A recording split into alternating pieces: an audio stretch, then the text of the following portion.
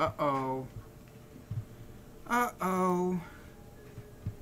Sounds to me like somebody got in trouble again.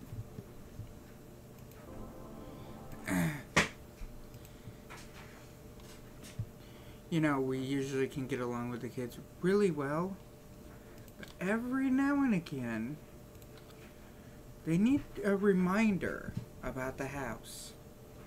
We all work together. It's just something I've learned. I don't think it was a past life that I learned it in. I more or less think I learned it in this one. But in a household, don't get me wrong, I mean, we all should have time for play, we all should have time for fun, we all should have family time, we all should have all this, you know, it's cool.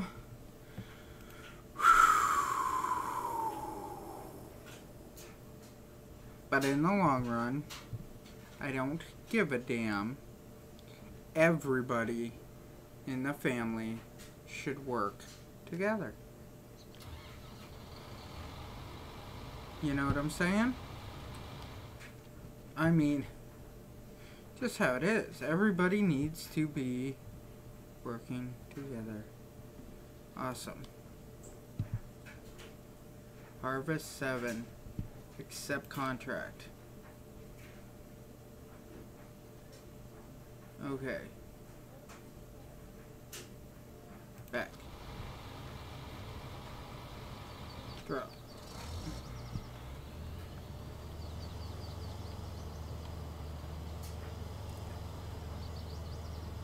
I think I can get away with putting this right over here. Out of the damn way. Yes, as a family should always work together in one way or another. I help by helping bringing in money. I go to work.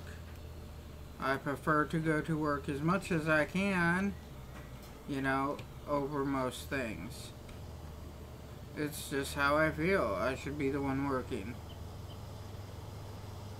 My wife does an amazing job. She has a couple of part-time jobs here and there type deal. And she cleans. See? Something to do with the household. Oh my God. Your kids, I believe, should help out around the house. Go to school, do your 5 minutes in school, whatever. 6 hours. But please help out around the house. It's not hard. Oh my God. You tell them to get off the Xbox, whatever, to help around the house, and they damn near die. You'd think somebody's abusing those boys.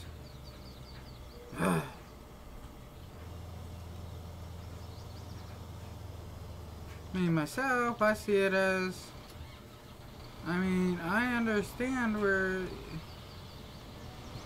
my wife's coming from on helping around the house, but like I said, I don't know from 1 minute to the next if I'm working a 5-hour day.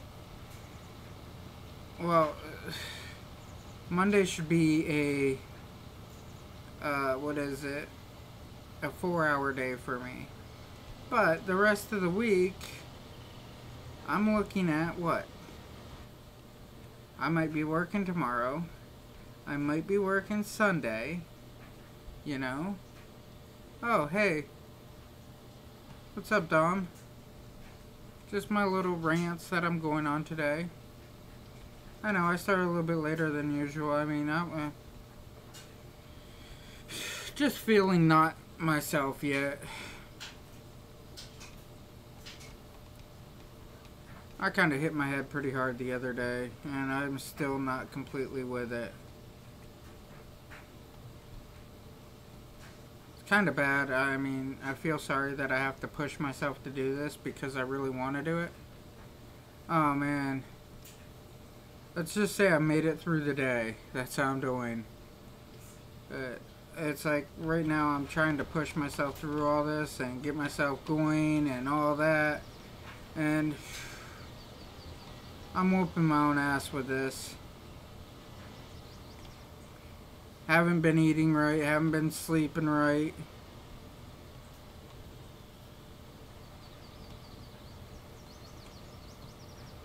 I don't know.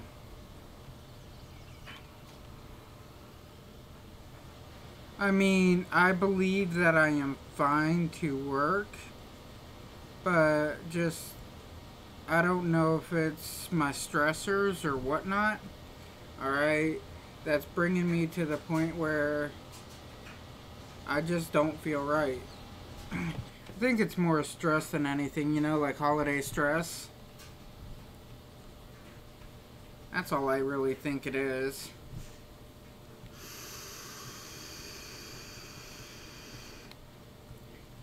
But if you ask, like, exact questions, I mean, where's the stress coming from? Why you having the holiday stress? I mean, I ain't going to be able to give any answers to it, but like I said, I just believe that it's like a holiday type stress. I'll be fine. I just need to take 5 minutes to overcome, you know? This is usually my ability to do that because I can get out whatever I'm thinking on here. That's how I'm seeing it. And I can do my fields. Why don't the guy kind of like look down? I don't know. Maybe it actually helps by him not. I don't know how to point it out. Just with the tractor going up and down the hills and you try to like look level.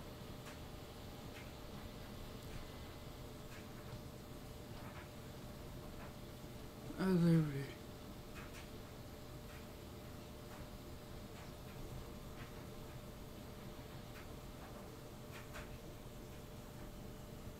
Oh yeah, I've heard of those. I mean, they don't really catch my eye for some reason. I mean, have you ever heard of Life is Feudal? I mean, it's not a huge game. It's really not. It's not like a no game either. I mean, there's thousands upon thousands of people that play it. But it's called Life is Feudal. That one I really got into. It's very grindy. I don't know, have you ever heard of Conan? Or Conan, that game? Conan Exiles? I play that. I like Fallout. I mean, Fallout, it's just got to, I don't know, you play it for like 4 years or whatever and it becomes something else. I know that they have like Fallout 76 out, but I'm not a very good person to play a multiplayer game because I don't want to play it every single day of my life type deal. You know, that's how I'm viewing it. I turn these wheels this way. Come around. Oh yeah, we have a Dominic at work too.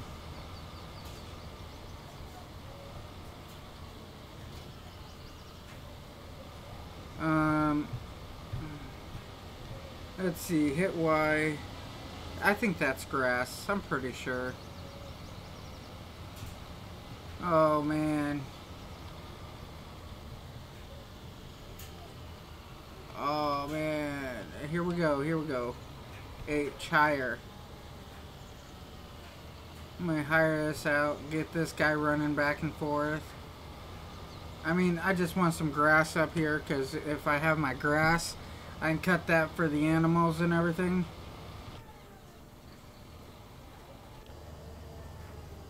Oh man, it sounds like Connor's getting in a hell of a lot of trouble today. I called him out on his shit, now his mama's jumping on him.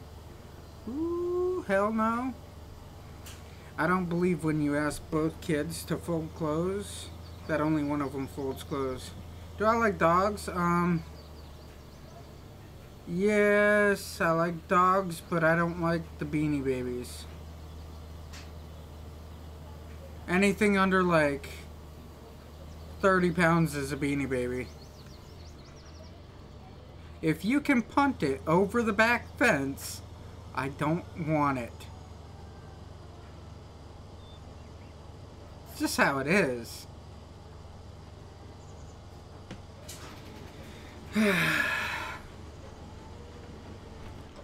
Oh man, he's getting in trouble, something fierce. I called him out, now his mama's seeing it, and she's calling him out. Oh hell no.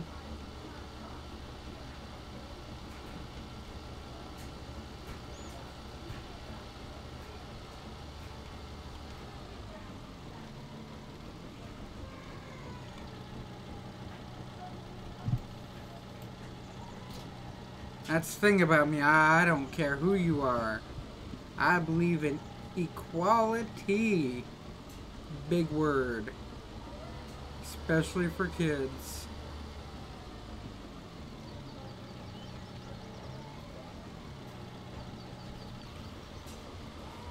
Yeah.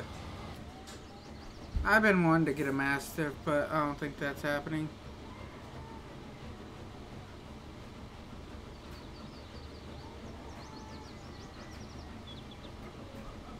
Oh man, so I've been wanting to get an English Mastiff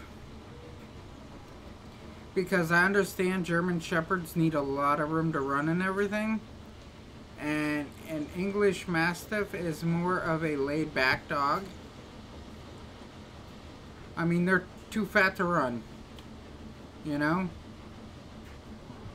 The dog knows that. When it's younger, it likes to run around a lot a bit, but when an English Mastiff gets older, it's like, nah, dude, I'm done with this crap. And it likes to stay inside type deal, lounge around on the couch. I'm into a dog like that. But if somebody comes in that door, when you got a 200-pound dog on you, that's a different story. And if I ever get an English Mastiff, I want it to be named Tiny.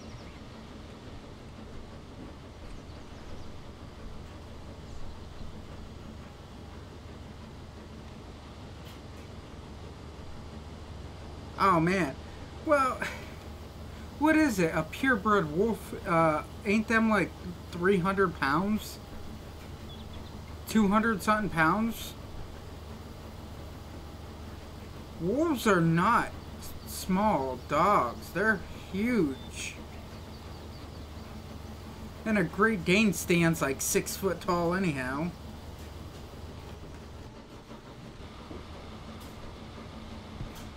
Yeah, I mean, my ex has a Great Dane now, I think. I don't know. But her Great Dane, they're weird. I'm not a fan of boxers. I don't know. I think the boxers are too hippity hoppity jumpity Jew.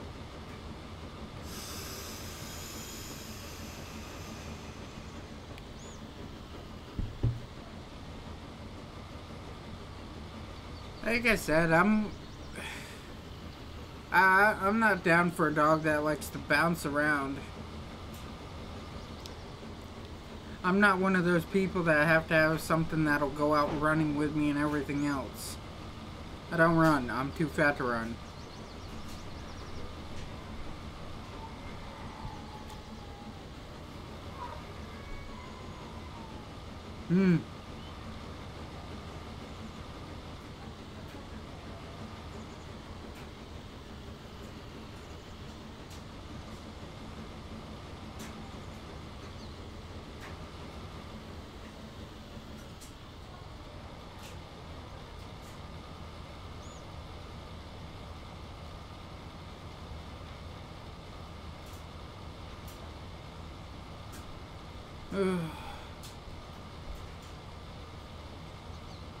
Oh my god, he's in one of those moods he just don't want to do shit right.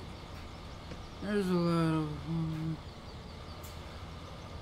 they stand on their highway taller than people. Oh yeah, wolves are huge dogs.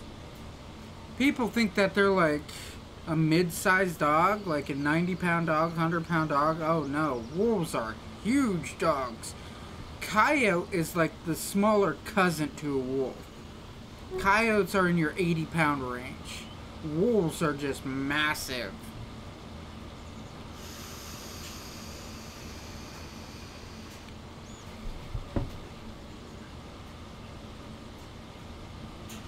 Picture next to my computer is...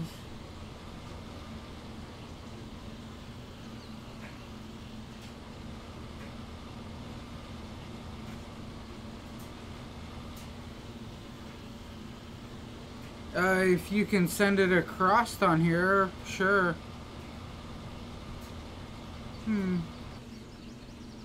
Got these guys all running. He's gonna get like half the field left before he fills up.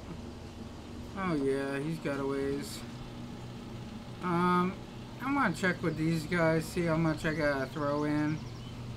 I don't remember last time I threw in. Today I was just so dazed and confused at work. You know, I was kind of out of it, but oh well. They'll get over it. We didn't do anything today, really. It was more or less all about a meeting for safety and stuff like that, and new things that's coming around, and all that happy-go-lucky at work. So yeah, it was pretty laid back today, I will say. Thank God. We did trim a couple trees back from the road.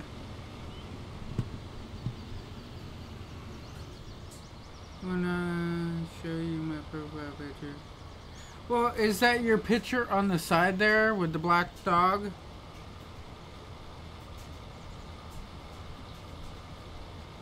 Because if that's your profile pic, then yeah. I see that. Yeah, it's huge dog, it looks.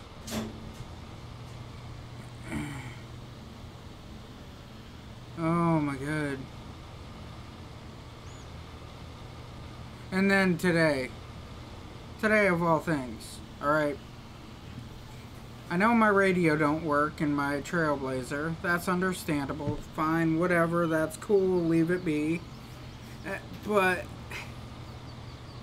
I have a rattling in the back of my vehicle that won't stop, and it kills me. It just drives me crazy. Oh man. So I had to deal with that crap all the way to work, to the VA and everything, back home. Oh.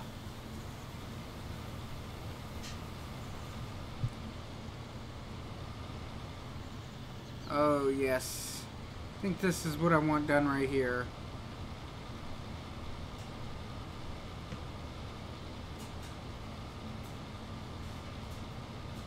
You run this dryer downstairs here for 5 minutes and the whole house just goes up like 30 damn degrees, 40 degrees. I swear.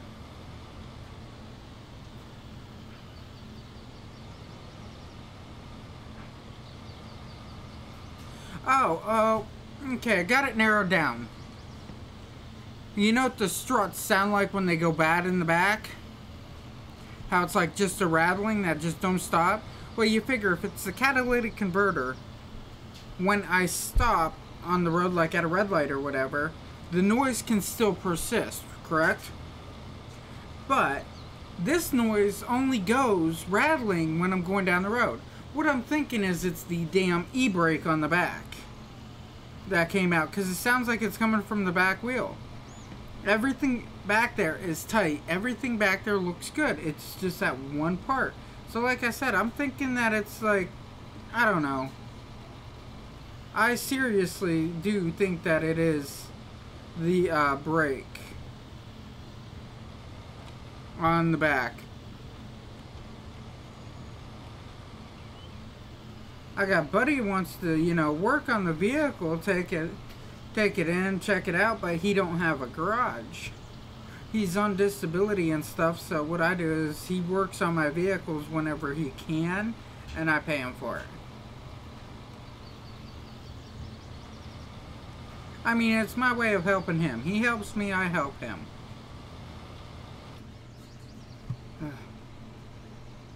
This dude should be about done. Okay, it's the ranch over there that is collecting all this.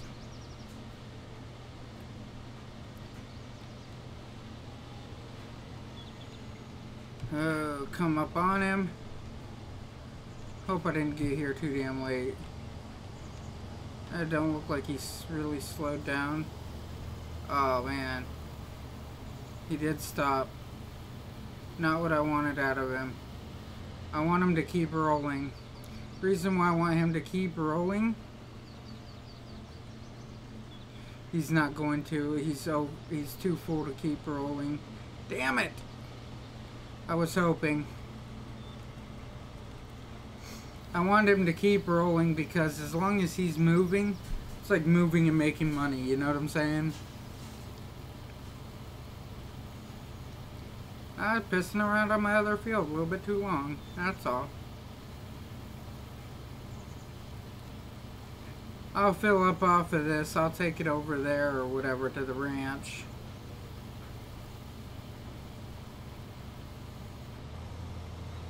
It should be mostly filled. Oh, come on. I can go faster than him.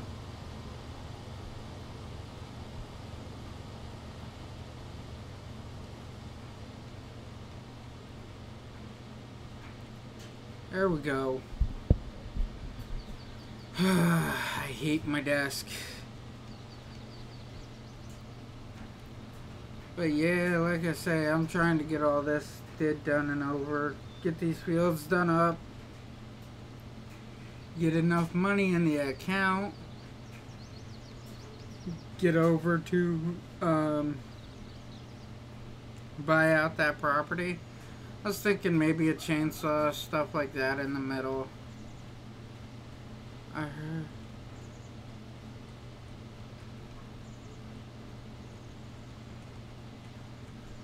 heard on your video. I don't know how to program them, but I know how to put them together. Oh yeah, I was putting them together when I was like, I don't know, 12, 14 area.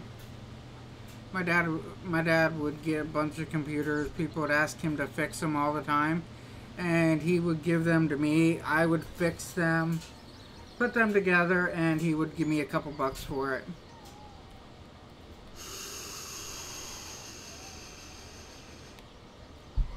It's kind of how I kept gas in my truck when I was in high school. I'd fix up computers. I mean, when I'm saying I fixed up computers, I would put like MS-DOS into it or Windows 98, stuff like that. I put stuff like that into it. But the thing is when I was doing that, I mean, it was just, like I said, it's completely different than today. Back then, you had to get a disc, you know, with the program on it for the hard drive. Well, not for the hard drive, but for the CD. And then you'd have to turn around and be like, okay, this is the CD drive, and install the information for that. And then you'd have to get a disc and say, okay, this is the video driver, this is the sound card. And you always had a disc for everything on the computer. Nowadays, it's just plug and play. It's a completely different world today on this. Plug in the computer, plug in a DVD, and it's like, okay, I read it. Yep, that's what it is, and it keeps going. Back then, it never did that. You know? But I'm talking, I was working on like a 200 megahertz computer. I mean, when you talk to people like that today, they laugh at you.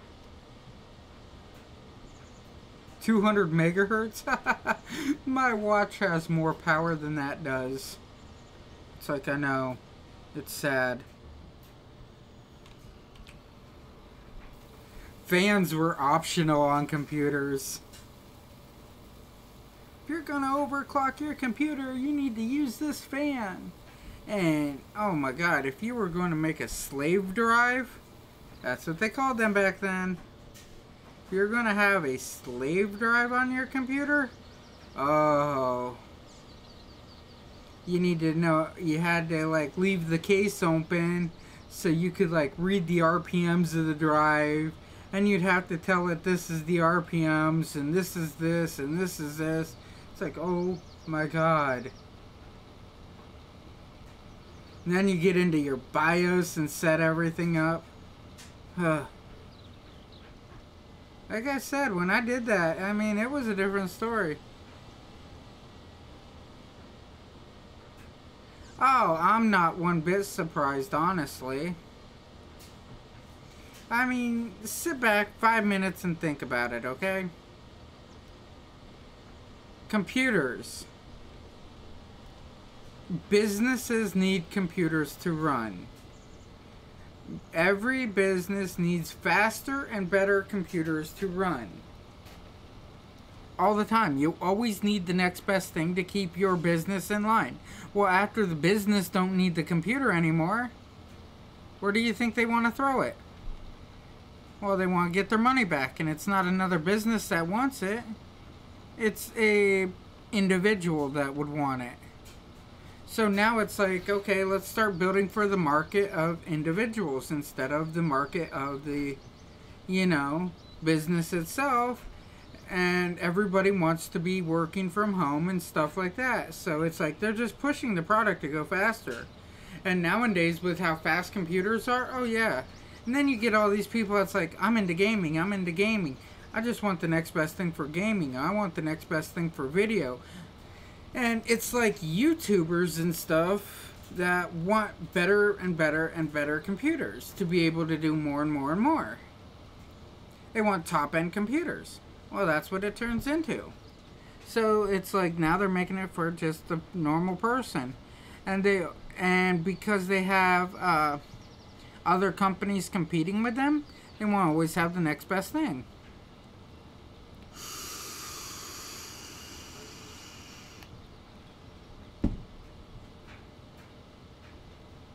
Oh, yeah.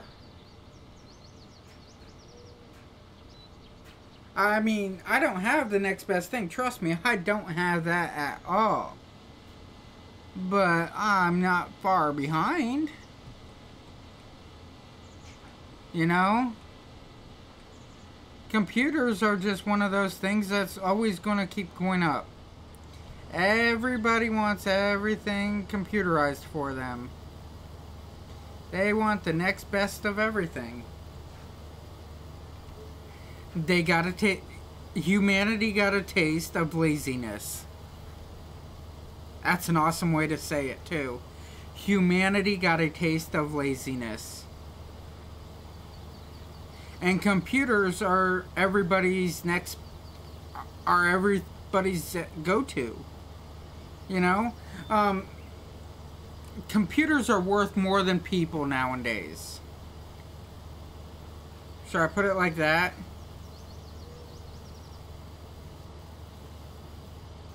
It's a sad thing to say, but computers are worth more than people. Proof is tonight. Alright, here's the proof on this. A woman in the town next to me, it's actually considered a city, I will call it a town because I could care less about calling that shithole a city. A woman over there, had a house fire today. Alright, house fire. I was put on standby for that house fire. My fire department was put on standby for it. And she put it across on Facebook. I'm getting out of work to go home. Well, I'm not right now getting out of work to go home because my house is on fire. And they can't find my son. Well, hold on. You had to say what you're doing, like your son comes second to telling everybody in the world what the hell's going on? Seriously? And then she shoots across Facebook that she's staying at the hotel and they still can't find her son.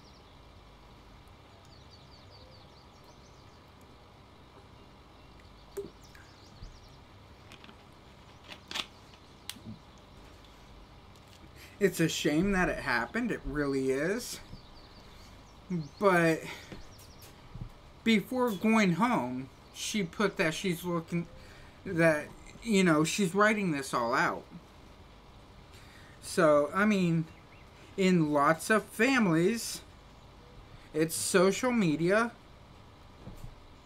/ computer for the social media before family.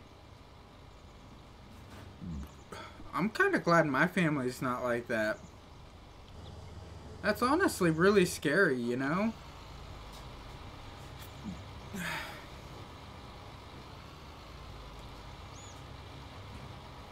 Oh, Logan Gibson, how are you tonight?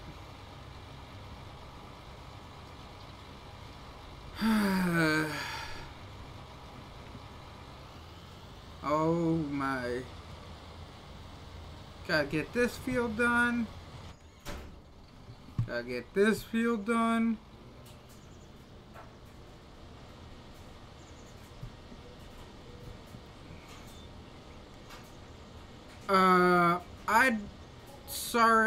I'm sorry about that, but I don't play multiplayer. I only get on here for single player.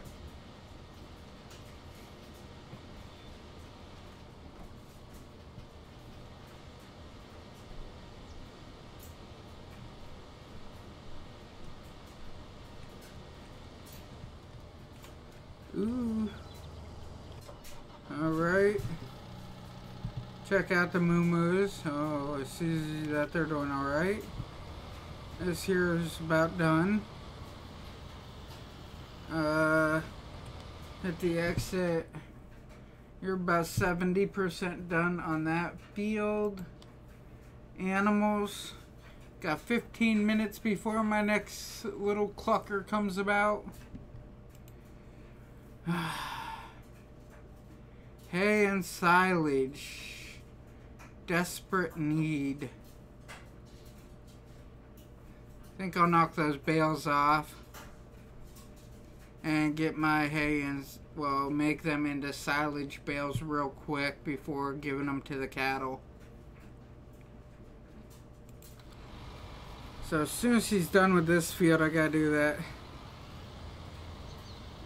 Ooh, I'm up to 3 people right now. That's pretty good. Haha. Oh, come back.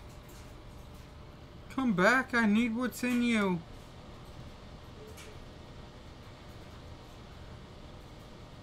You are almost done. Be singing Happy, Happy, Joy, Joy here soon. If you don't get the reference, you're probably too young.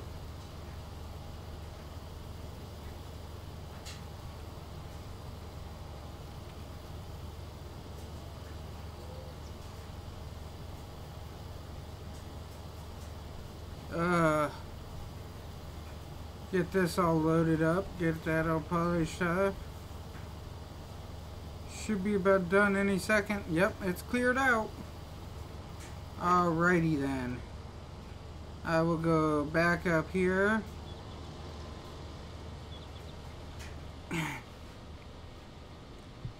Man, I'm 16. Do you get the reference of Happy, Happy, Joy, Joy?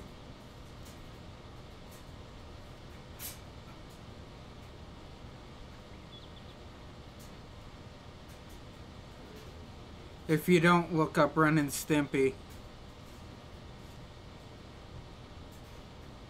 That was before Adult Swim came in.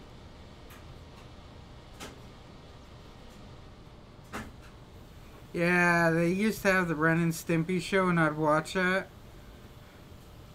And it has like a lot of adult content that goes over kids' heads. Like SpongeBob has a lot of adult content that goes over kids' heads.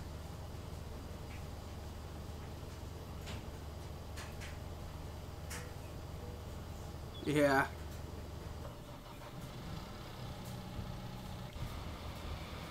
Oh, I think that's about 4 more there.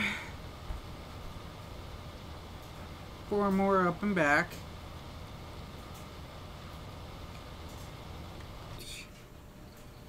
Can't wait for this one to be done. What else is coming up as a mission? I think fertilizing 12 will be like the next thing I do, because that's pretty good pay. The baling is just so much work. It really is. You need like 2-3 tractors on the baling missions. You really do.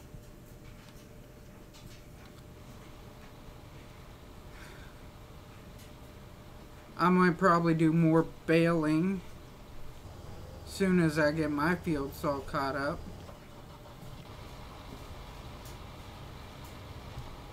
Because, I mean, I gotta do this field, finish this one. Then I gotta run down here. Do-de-do-de-do. Aha! Up and over. Then I gotta, like, knock out this field, too. And as soon as I'm done with these two, I think I'll be alright. And then this is going to be another area of mowing again.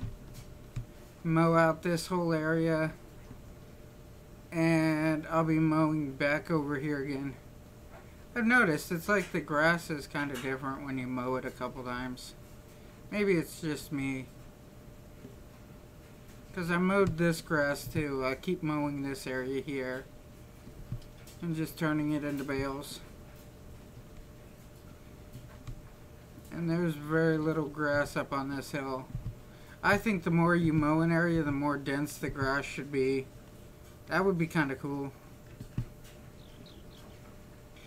I mean, it changes its density not by like a ton, but it can change up to like, I don't know, 30% more dense.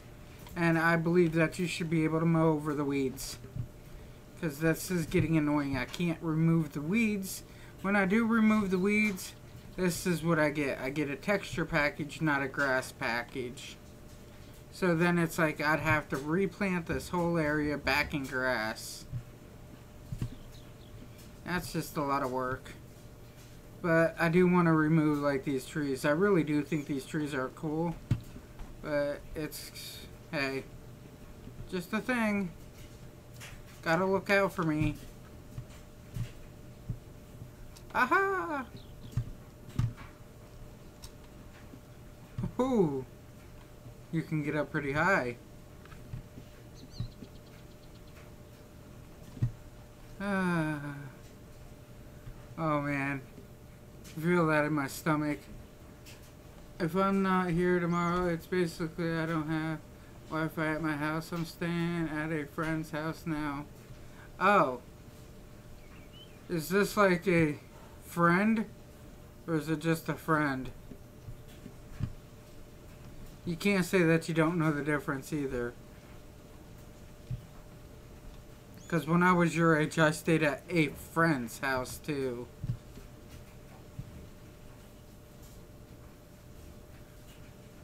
I stayed with her quite often.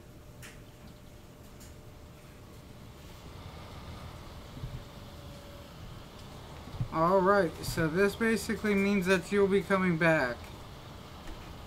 Right? Hey. Oh man.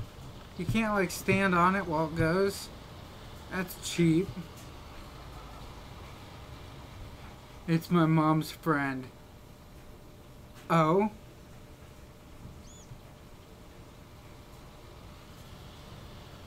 So, story for y'all.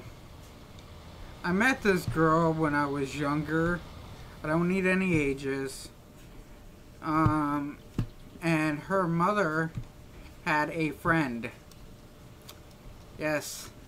Her mother was single, somewhat. She had a boyfriend. And her mother, this girl I was seeing, her mother was like 45 or something. And her boyfriend was like 15.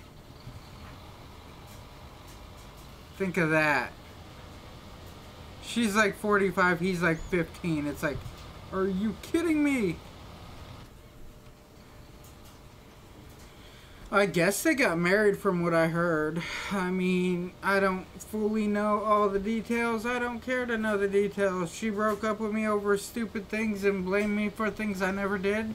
Just so she had a reason to go see this one dude and start dating him. And they never lasted anyhow. So, like I was saying, her mom was like 45 seeing like a 14-year-old.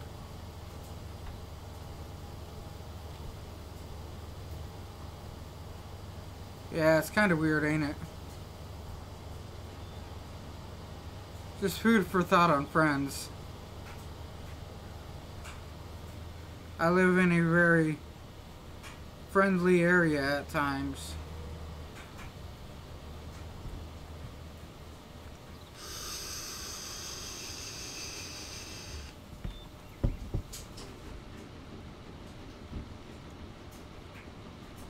Yeah, I know. It's weird, but I guess they got married. Somebody 3 times his age type deal.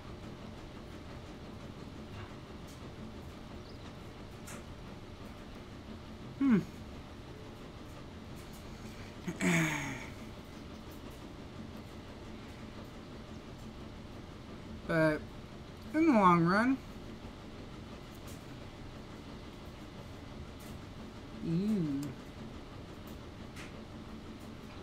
I mean, it's not like back in the day when you could be like 9 years old and widowed like 5 times. Yeah, I was reading about that somewhere. This 9-year-old girl was widowed like 4 times. And this is back in like the 1300s, 1400s. Because she was part of this family that their daughters married soldiers. They were like a mid-class family, I guess. And she was marrying these soldiers all the time. And they would be sent off to battle and they would die. And she would just get remarried.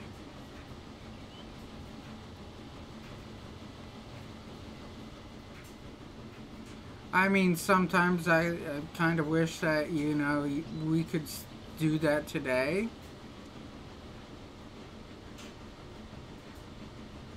Oh, nice piece. I have to watch out for some drunk people. It's a lot of people come down from the mountains with all that money. Whoa, what money do they make in the mountains? Is it like Gold Rush or some shit? Or logging or something up there? I mean, that's the only 2 things I can really think of in, like, Alaska.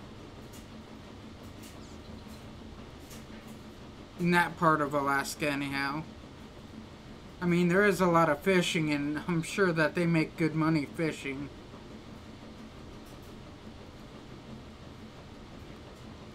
Yeah, I don't know too much about Alaska, so...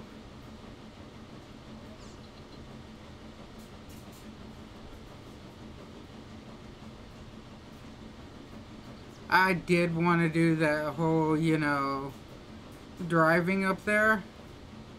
But then it's like, you know what, that's just too much work.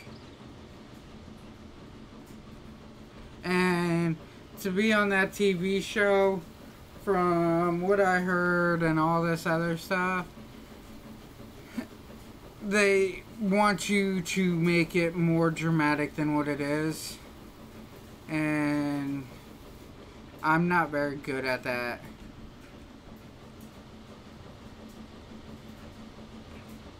I'm not very good at... Oh, hunting? I can see that.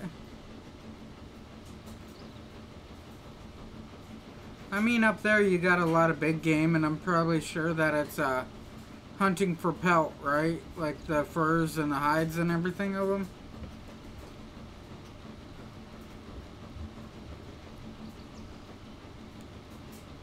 I can see that as making some decent money.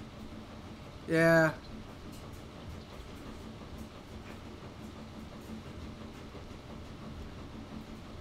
Yeah, that would make sense up there. I mean, northern Alaska's like all wildlands, ain't it? Nobody's allowed to really live up in northern Alaska anymore. I heard there's like 8 or 9 families that's still up there, and it's like if you don't go into the, if you're not like that family's actual bloodline, then you can't buy any land up there or anything anymore.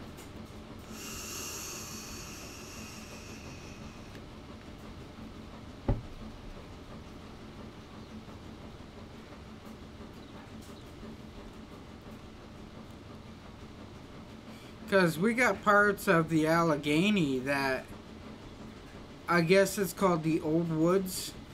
People's not allowed to buy that. The newer areas, which is like the outsides, they can buy a little bit of. But that's like mainly hunting camps and stuff like that. They're not allowed to live there year round from what I hear. I mean, that's just hearsay.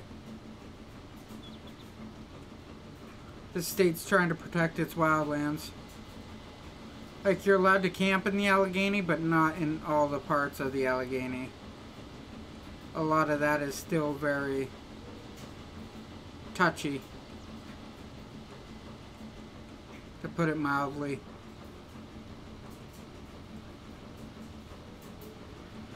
Ooh, I gotta get that little strip. Alright, tab.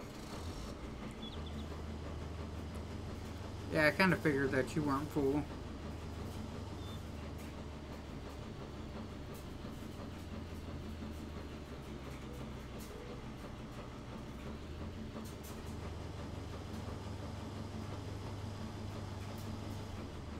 I kind of caught that message. I mean, yeah, I was watching something about Alaska on YouTube or whatever, and it was saying that a lot of the places way up north, you're not allowed to buy anymore. And they're trying to push the families that live up there, they're trying to push them out because of emergency situations. Like if the person has a heart attack, nobody's ever going to find them. The only way to get to know them is where they're playing.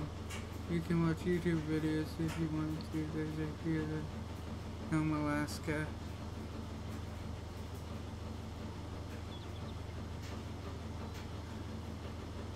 I don't know, that would kind of make me nervous to live there. To go there like for, you know, an adventure weekend, that'd be kind of cool, but to actually live there, that'd make me a little nervous.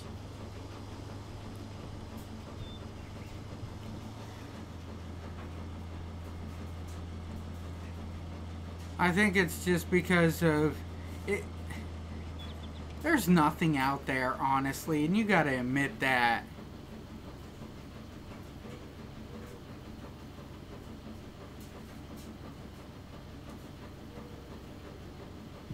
Nome, Alaska's out by itself in the middle of nowhere land.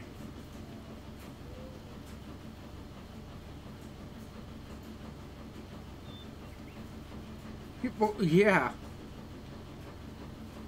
Yeah. Dog sled races. I didn't even think that you called them races. Is that like drag races and stuff? The dog sled races? It's gotta be.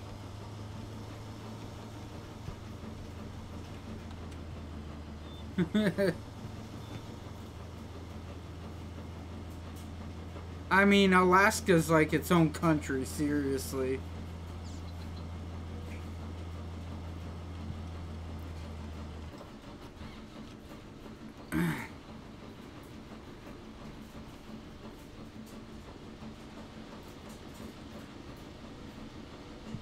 Everything is done so much differently in Alaska than anywhere else. Alaska is seriously its own country. I mean, More of a tradition they do every year.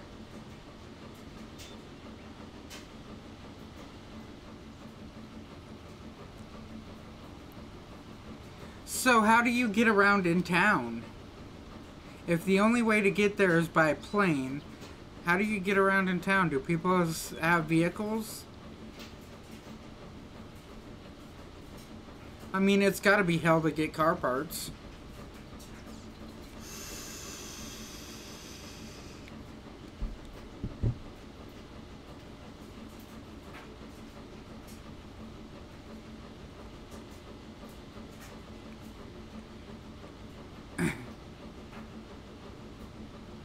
I mean, you're like way out there. People have vehicles. Some ride snow. A lot of people walk. Oh man.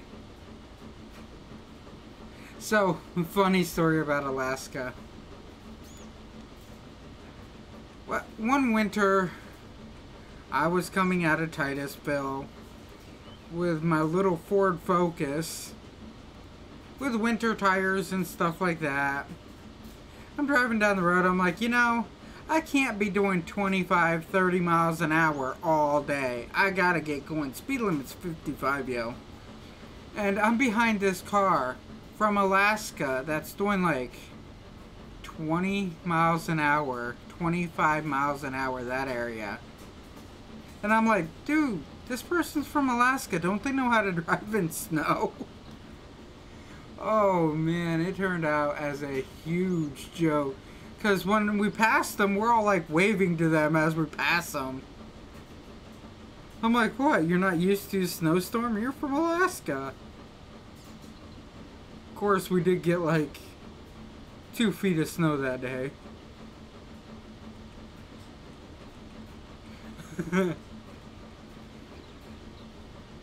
That's what's funny about us, where I'm at. It's like we get 2 feet of snow in a day. Send the kids to school, they'll be alright.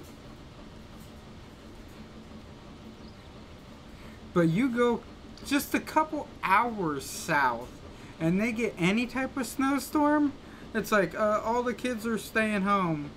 And then you go a couple states to the south and they get any snow whatsoever, they're like, everything is closed. I had a buddy who worked at a hospital in North Carolina, which is like 2 states south of us. And like I said, he works at the hospital at the time. He's driving to the hospital and a cop pulls him over. He looks at the cop and he's like, what? The cop turns around, looks at him and is like, you're not allowed driving on the roads. All the roads are closed. Can't you see there's snow? He looks at the cop and he's like, yeah, this ain't snow. This is just a dusting. Cop's like, well, what do you mean? And he's having this conversation with the cop. And he's like, well, this is a dusting of snow. This is what we call it up home, is a dusting. It's just enough to get on the road, but it's not going to stick. And the cop's trying to argue with him about the snow sticking. He goes, hold on a second. I live up by Erie, Pennsylvania. We get this much snow dropped on us in 5 minutes. And the snow plows ain't even out. And it's just so funny. People go into such a panic with snow. And they live around here, it's like, I got summer tires, I'll make it.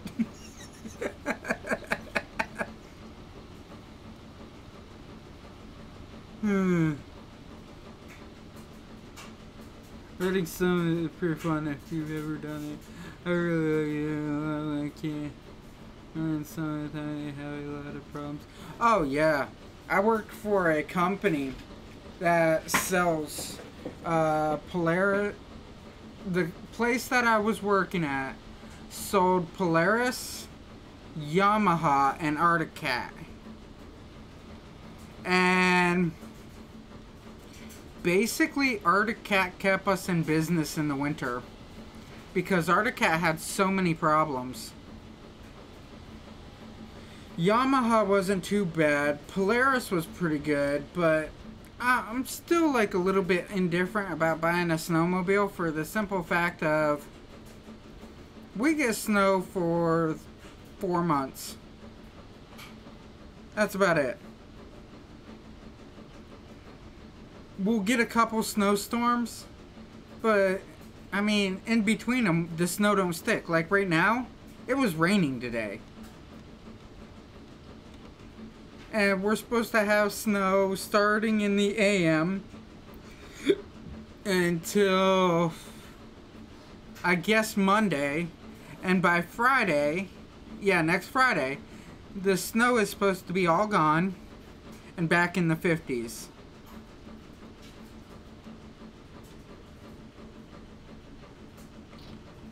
I mean, it's nothing. In about a week's time here, we can have snow. Well, our temperature can change almost 80 degrees in a week's time.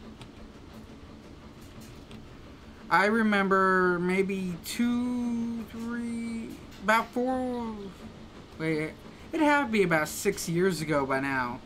About 6 years ago, my dad and I were out riding motorcycle on Christmas Eve. Because it was just so warm out. We're like, yeah, screw it, we're going to take out the motorcycles. And we actually took out the motorcycles by Christmas Eve. And then it's like, okay, we're going to have, you know, a green Christmas. We're going to have a green Christmas. Well, then it's like Christmas Day, it started snowing. So it went from like a 65 degree day down to like the teens almost overnight.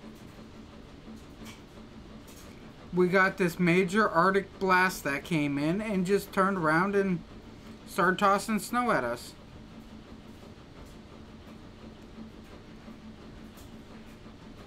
I mean, and then it's like, after my one job, I started to learn about snowmobiles because I kind of wanted one. I figure I got a bike, I can get a snowmobile, I can get a four-wheeler, blah, blah, blah, blah, blah. But it's like, seriously, right now, we're not getting snow. February, usually the snow starts leaving. February, March, the snow starts leaving, whatever. We'll get 1 or 2 good storms and call it a day. If we don't get any really good storms, I mean, the snow's gone by end of February, March. Maybe April. So, as you can see, it puts me at a nice dilemma when we're talking about getting a snowmobile.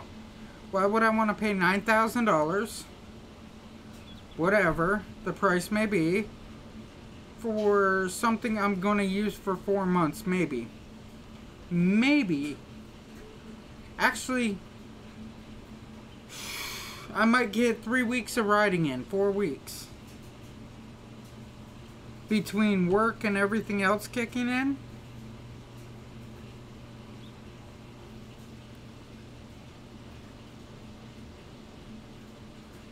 I mean, that's why everybody around here has like four-wheelers and side-by-sides.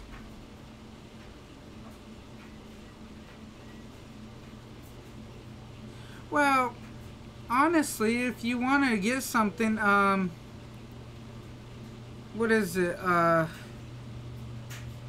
get a timber sled. Yes, it's called a timber sled. What you do is you have yourself a, like, dirt bike, alright? And your dirt bike, they take off the back arms and everything off of it. And they put on a track. So you can ride it in the snow. They take off the front wheel. And yeah, they take off the front wheel, put a ski in, and on the back they turn around, yank off the back wheel and everything, and put a track on. It's called a timber sled.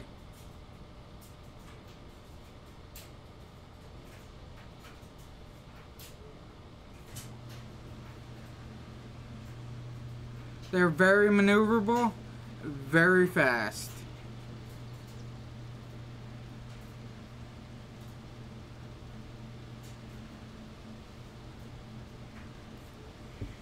I mean, then you can put on the heated grips, stuff like that. With the sled, I mean, you throw on your heated grips, you put on that big front onto it and everything to keep the wind off you, and it'll stay.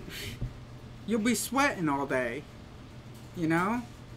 But, like I said, I really don't see a point in riding one. We don't have the weather for it.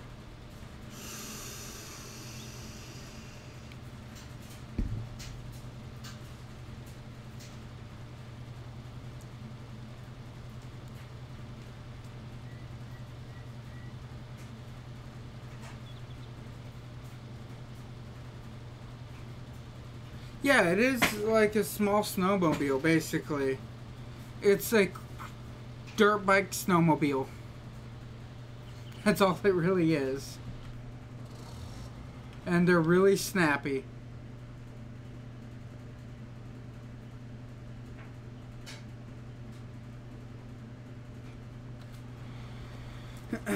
Tab, okay. I need to get these planted over here. Oh, actually, what did I want to do first? I wanted to drop that off over there, which that just did a burnout on me.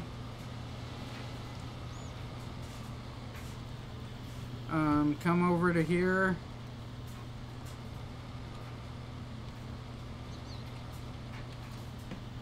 Okay, Y. Eject them. Pull this off to the side. Over here, drop that. Run over, grab this little bale wrapper. Back in. Erg. Grab this. Get out the door there. Hit the X so it spreads out.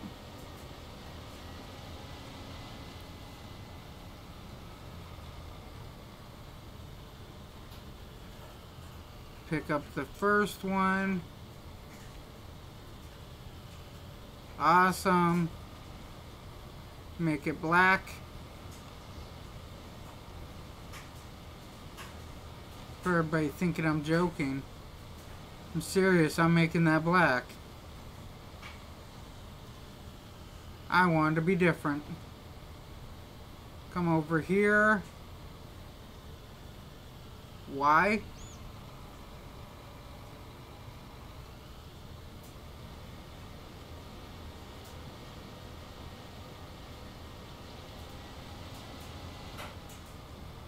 Awesome, got it. Let's see.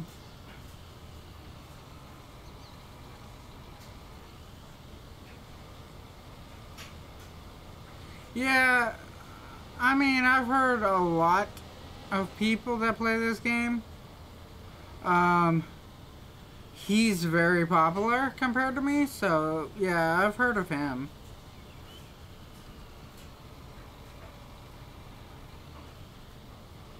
Like the Squad, I've heard of them. R.D. Allen, I really don't hear his name. Ian Robinson, I really don't hear his name anymore. But I used to listen to those guys all the time. Brad M73, I still listen to him on and off. Who else is there out there that I listen to? Corrales, I watch him all the time. Shit. That tells you, Diesel Gaming. Diesel Design Gaming or whatever his name is. I listen to him.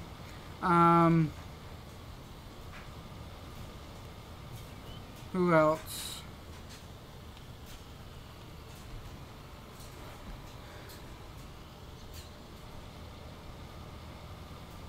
Spears the Amazing HD.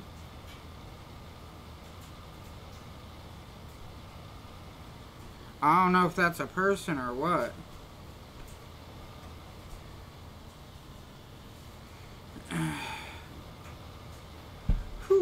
Is it getting hot in here? I need to strip a little bit. Yeah, I'm down in the basement. It's like 80 degrees. And I got on 2 hoodies because that's what I was wearing at work today. 2 hoodies and a jacket because I was outside.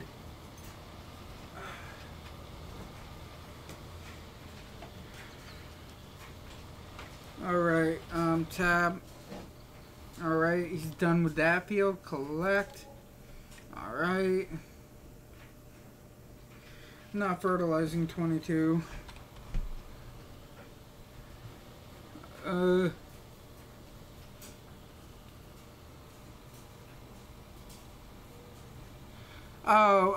Canada, I listened to Joe Rickert, or whatever his last name is. He does a lot of camping and stuff. I also watch TA Outdoors, which he is from British... No, he's from Great Britain.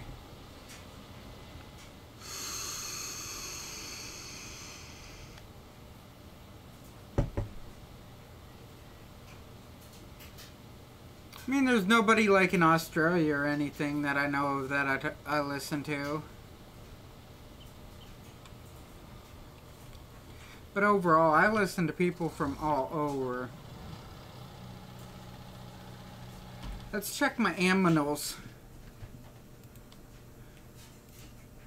Ooh, it got out of the red, see? It's in the green, well, orange. It's in the orange. Back. Okay, tab. He's not very far. I think I'm going to run down to my field with this guy and fertilize.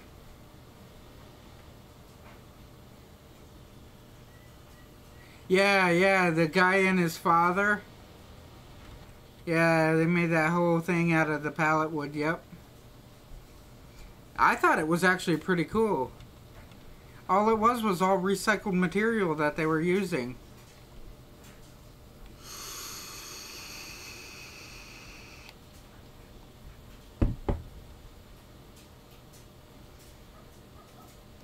Yeah, like me and a buddy were talking, as soon as I can get a camera set up, which I'm going to wait until Christmas is over, and me and him's going to do like podcasting and stuff.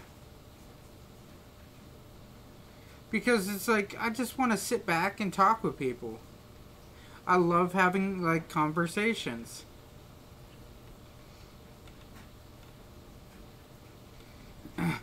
And it's nice that I got somebody willing to do that. That has separate opinions and views than I do. That's what makes it so much nicer.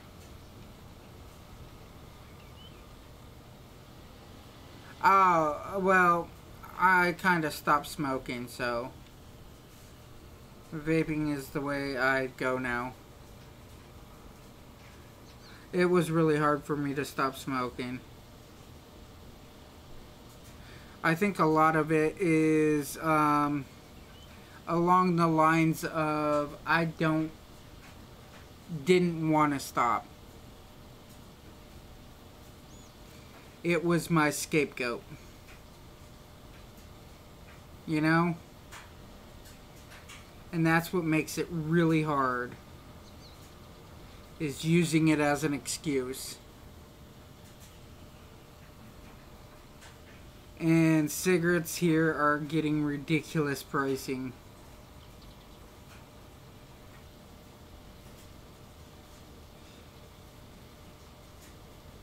I believe anything over $7 is ridiculous pricing. So I can only imagine in other areas of the world and everything.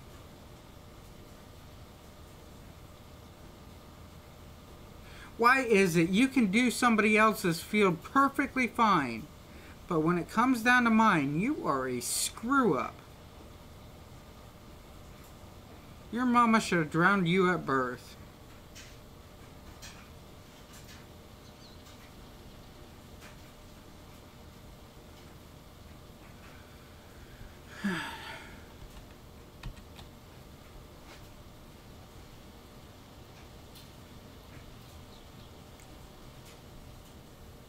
Now I gotta redo all your mistakes.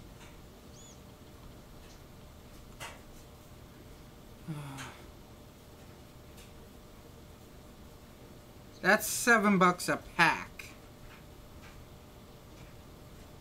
20 cigarettes, $7.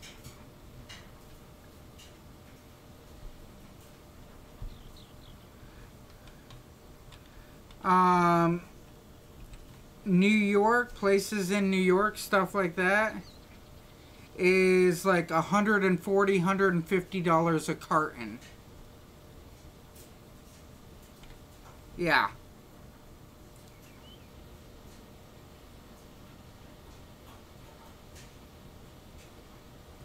Just in case you want to talk about insane pricing.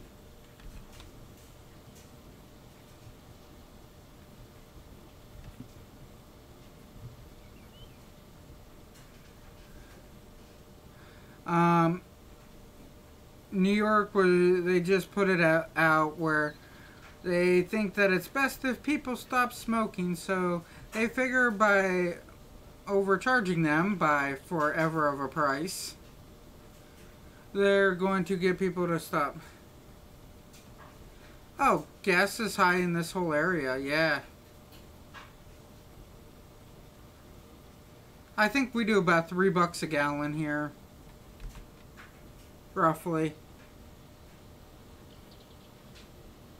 New York's in the $3 range. It's pretty funny that diesel is a byproduct of gas. And diesel is like twice the price of gas.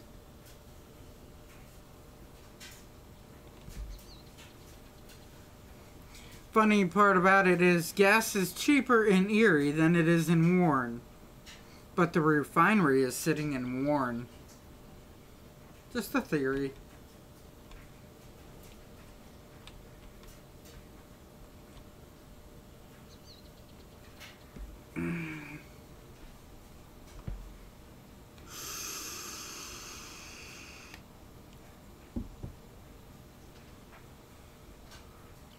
Yeah, prices for gas and everything just go up so fast it's not funny.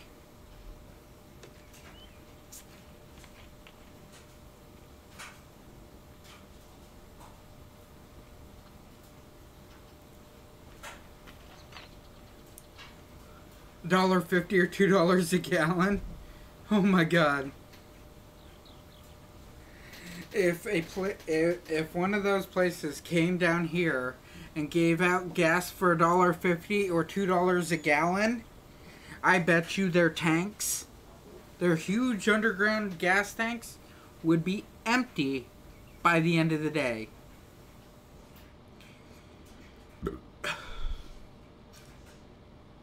Seriously. That's how fast people would be buying gas.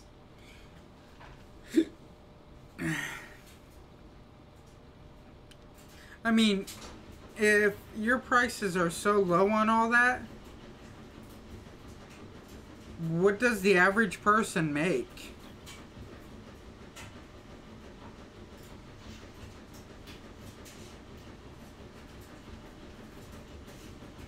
Because, I mean, if they're like making like $3, $4 an hour, that's kind of understandable, you know? Or actually be about $7, $8 an hour. That'd be fully understandable as an average pay.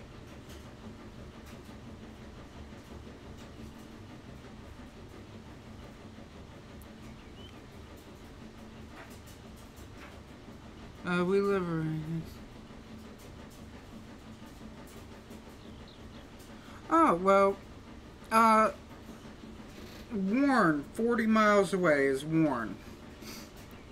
And between here and Warren, we have oil rigs in the ground, you know? And natural gas. So we pump ours right out the ground around here.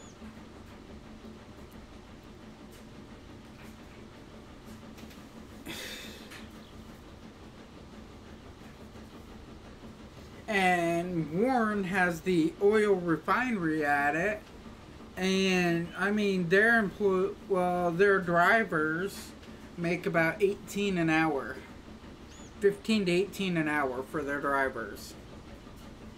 And they might do a run to Erie like twice a day, 3 times a day. Ours is the ocean.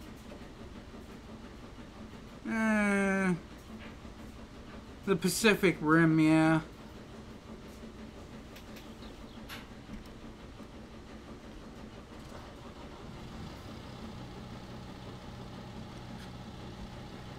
Whew.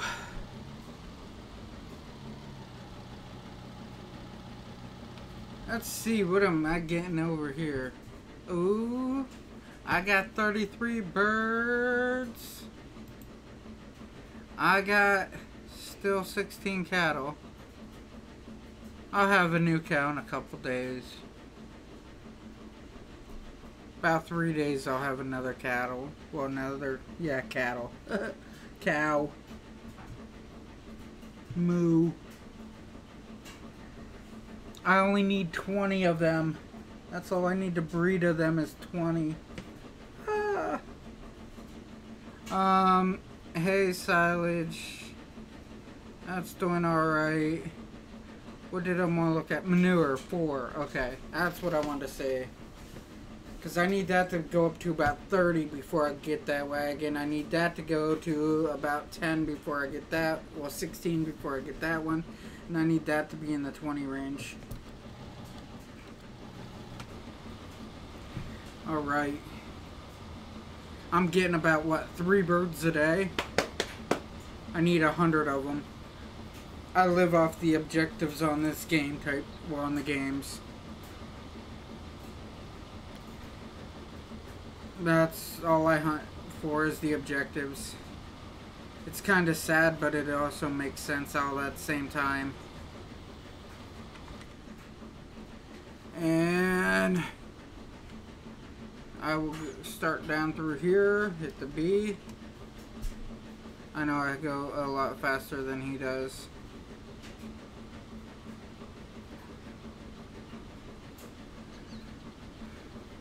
I am almost done fertilizing.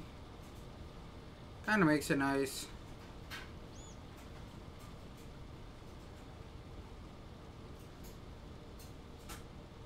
Yeah, those guys out there in the oil rigs must make some money, though. I know our riggers that we have around here, they make, I think it's like 25 an hour or some crap like that.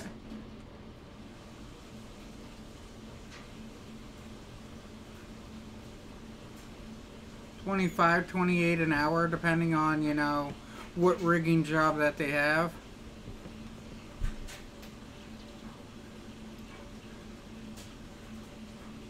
I know our pipeline guys make, depending on what they do, is like 35 an hour.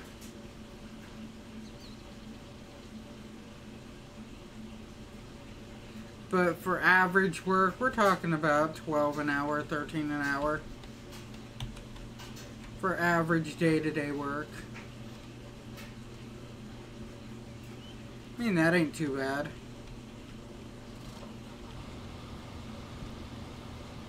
It's honestly pretty good. I mean, we're not like the window washers up in New York City making 35, 40 bucks an hour to wash windows.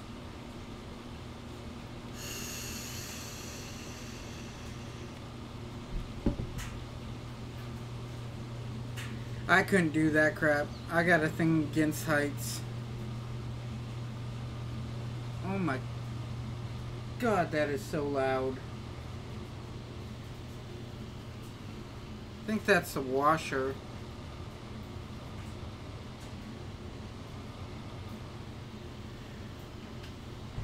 It doesn't...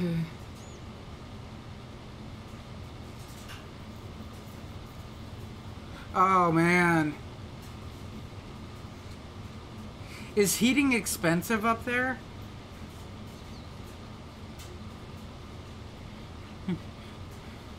Our electric bill goes up pretty good when it's Christmas time. My wife's really into Christmas.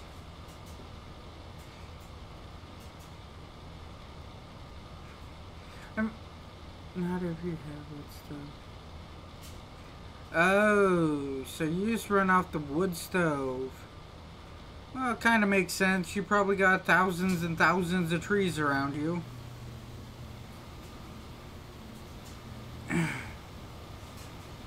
That's one thing I do like about Pennsylvania. They do have a lot of trees here. Unlike like Texas and stuff like that. Arizona, they don't know what trees are.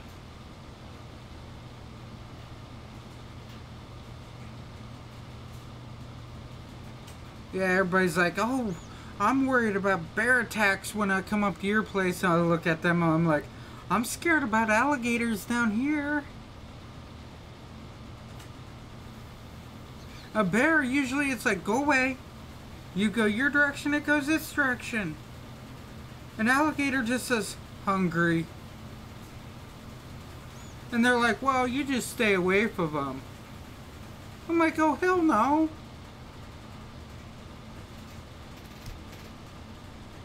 An alligator would look at me and say, Porky the pig.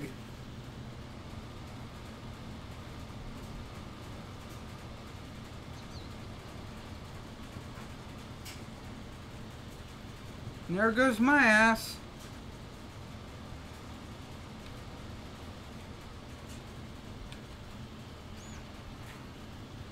Yeah, I've been noticing more and more people around here are getting into the pellet stoves.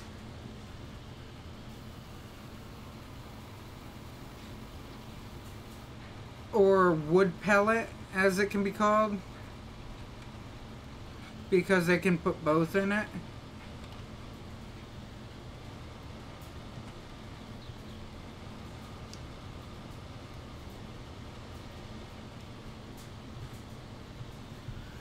But I also live in a pretty lazy place where most people can operate a wood stove if their life depended on it.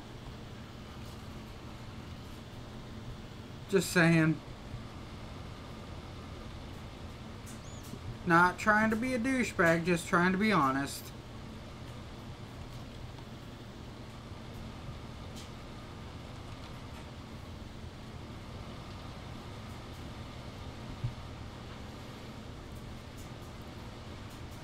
The douchebag part just comes with the territory. Alright.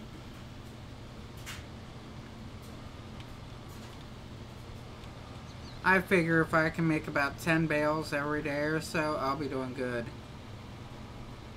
I want to check this listing here. Okay, I don't see anything worth a damn. The back, V, B. Alright, now go to the front. X, V, and hit the B. Try and get everything running, clear out a nice little patch here. Get everything beautified. I know I'm not going to get a lot on the edge here, but whatever. In towns like them, they use radiator.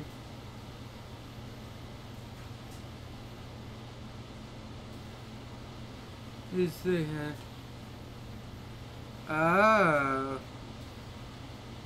Alright.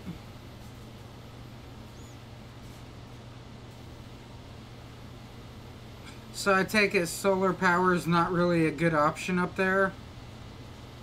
Just saying.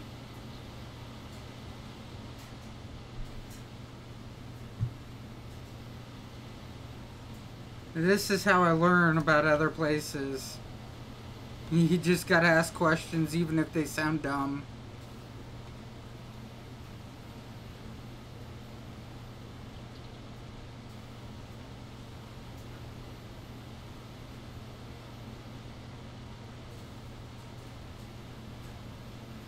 We're starting to move into more solar power here, so that's another reason why I'm asking. Some people have their hands on the roof with pipes running through the... Oh! That would make sense. Well, Alaska's not very volcanic, is it? So, I mean, you wouldn't really use geothermal heating up there, would you?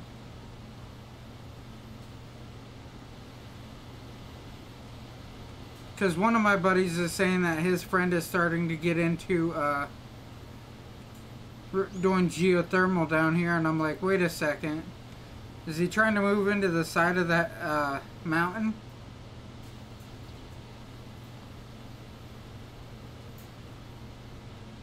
Hey, I mean, whatever works for these people, go for it. If it's working for you to, like, live and sustain life and all that, go for it. That's how I see it. I mean, Alaska is one of the most difficult places on Earth to live.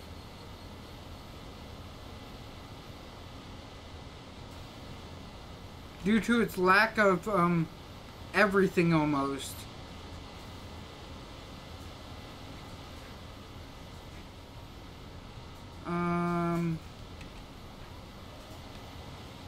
Alaska is really a different story.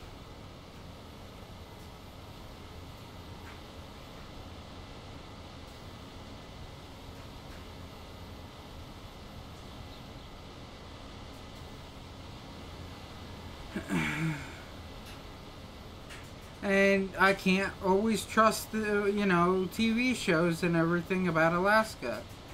I think they are so full of shit, it's not funny.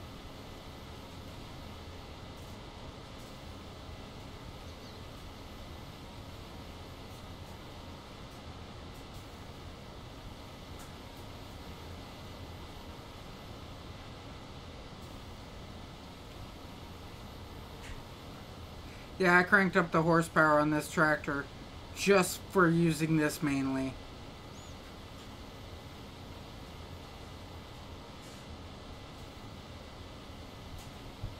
I am climbing this hill at over 3 miles an hour. That means I am moving.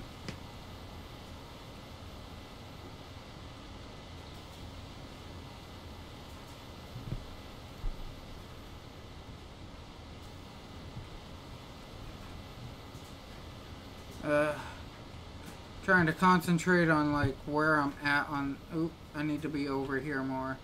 There we go. Now turn it back on B.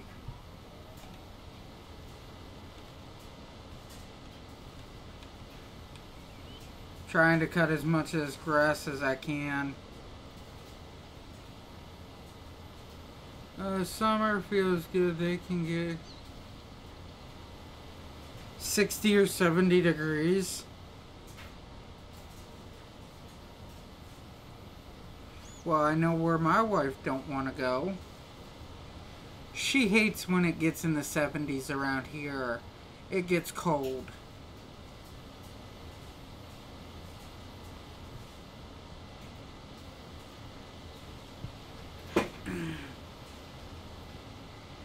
Yeah.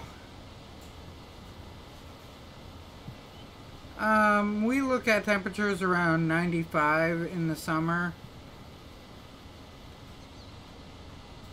95, about 100.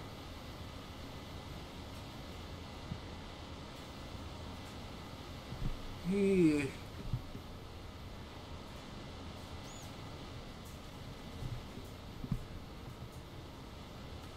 See. See.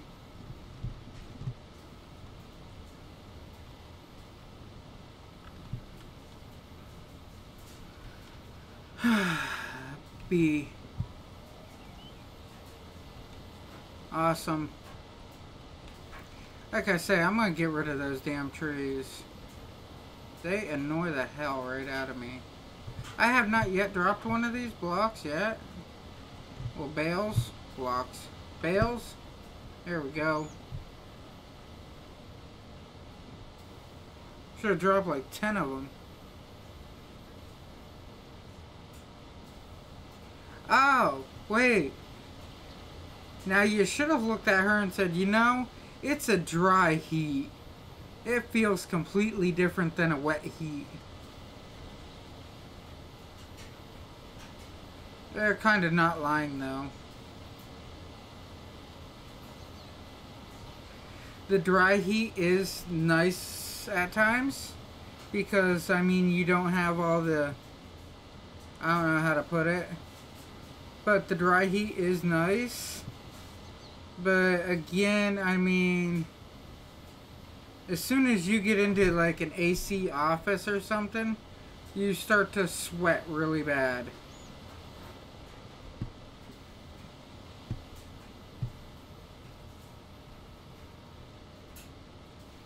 V. B. I explained that one to the wifey too when I took her down to Texas. I said, I have the AC on full blast for a reason, because when we get out of the truck, it's going to be hot as hell. She turns around and she's like, oh, well, it's freezing in here. I can't wait to get out. She got out and she's like, oh, it's not bad. It's not bad. I said, well, when you get back into the truck, all the sweat's going to come down. Yeah, it's the humidity. I'm like, when you get back into the truck, that's when all the sweat's going to run down your face and everything else. And you're not going to be a happy camper. Well, we got back into the truck and that's when we just started sweating so bad.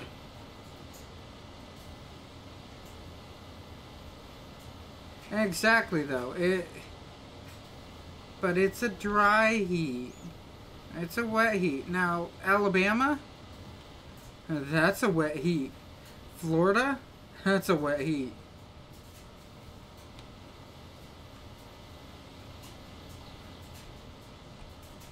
Oh, whatever you want. I call it sweat, sweat, and sweat.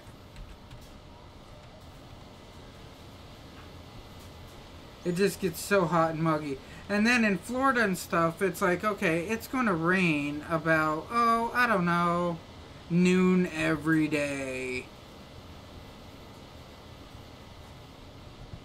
That's exactly what it does.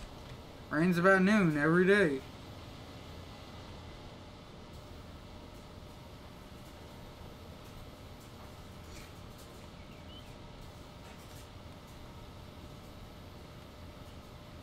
B. Yeah, all I'm trying to really do here is just clean up and make a bunch of bales. Because I kind of do need to feed my moo-moos a little bit more.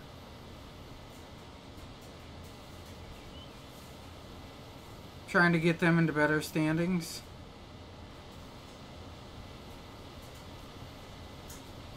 The more food I can give them right this second, the better off it will be. Because I also want like a few extra bales for the just in case moments.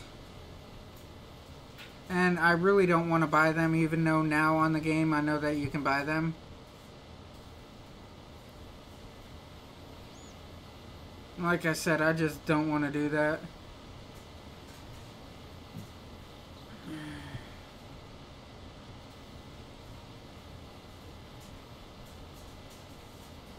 Oh, man. Like I say, I also would wish to be able to get rid of weeds. Weeds are nothing but a nuisance.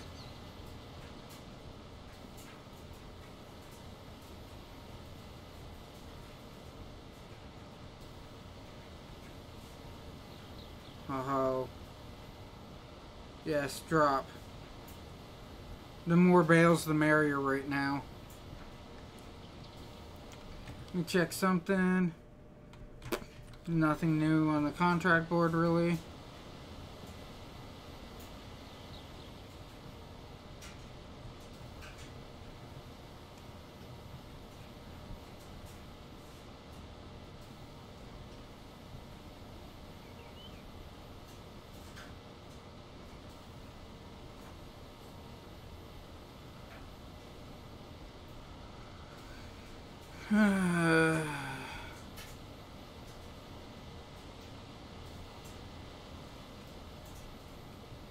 I know I got a little bit of a turn on here, turning radius, but not much. If I make too wide of turns, the baler won't pick it up. So I'm trying to stay within that range too. What fun would it be if there was no challenge?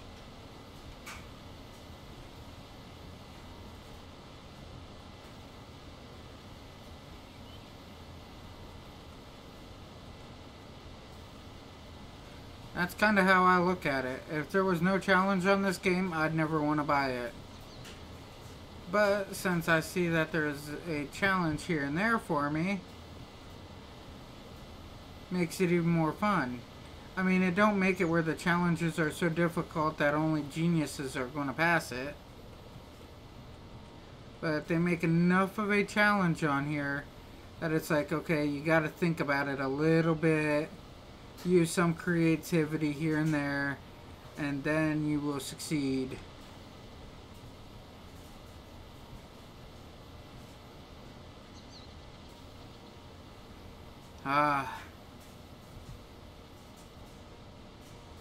Now I got a couple bales.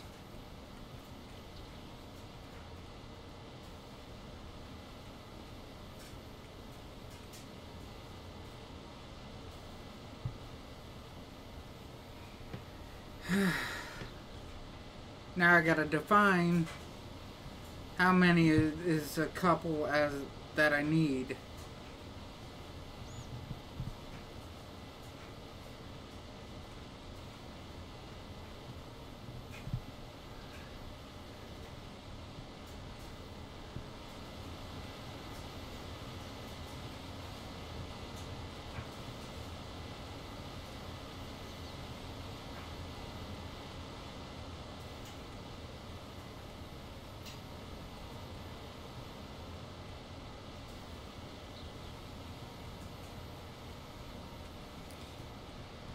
Alright, come across here. Yes.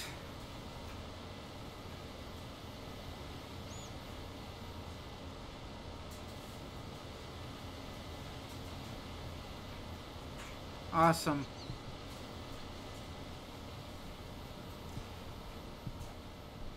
And now to start on that area over there. I just want to kind of half-ass it. I lost you a minute on my tablet, shut down for some reason. I was going to tell you about my grandma living in Florida. She's still good. She's bored. Oh, wow, that's awesome. I lost all my grandparents. Actually, I was your age. So that's awesome that you still have a grandmother going. It really is.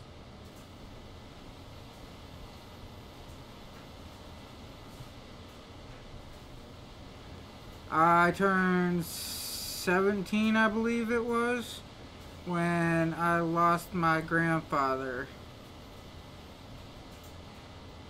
Because it was just a short while after I got my license that I lost my grandfather.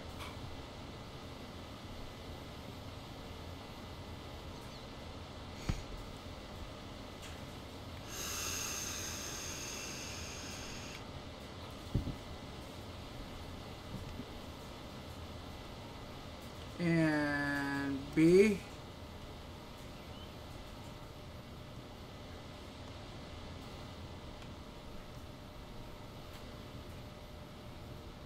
Alright, now I need to turn around, get this straightened back out somehow. Alright, back it up. And B.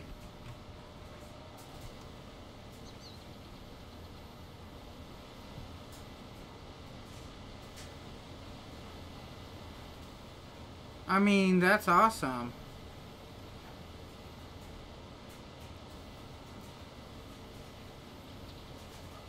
I think my one grandmother, she passed away at the age of 59 area.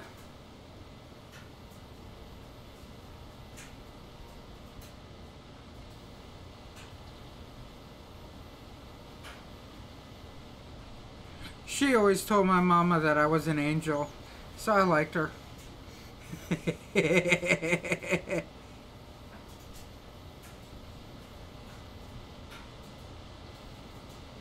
That's funny. My grandpa, I used to go over to his house and split wood for him every year. I mean, that was work.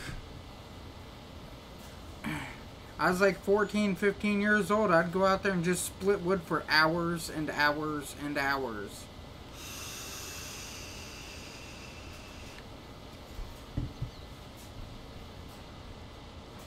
And I mean, to be honest, people don't understand. That's splitting wood. It's hard work.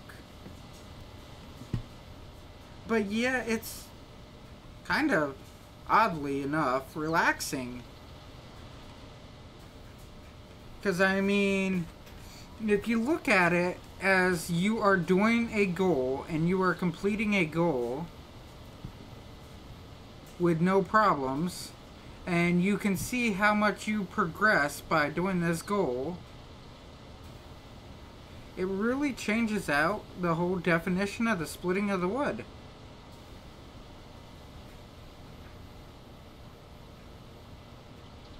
It makes it easier and better.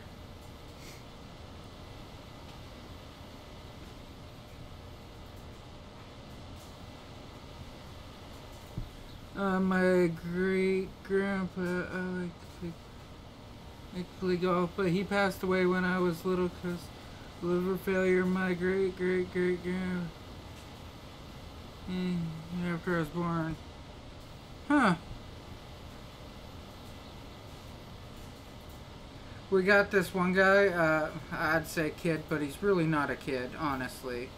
Got this one guy in the family that did our family tree and everything. And I guess this girl that was in my family tree fell in love with a farmer. Daddy disowned her. She ran away with him. And come to find out, she is a Welsh noble that got disowned for falling in love with a farmer that was like visiting New York City or something.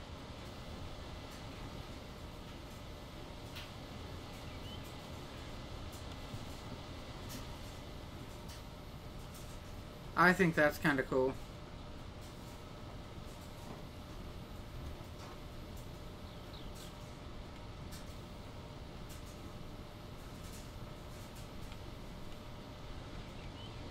I like learning about the past. I really do.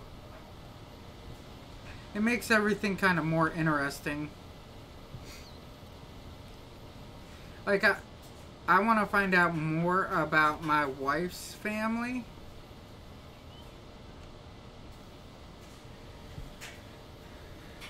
Because of the whole background to it.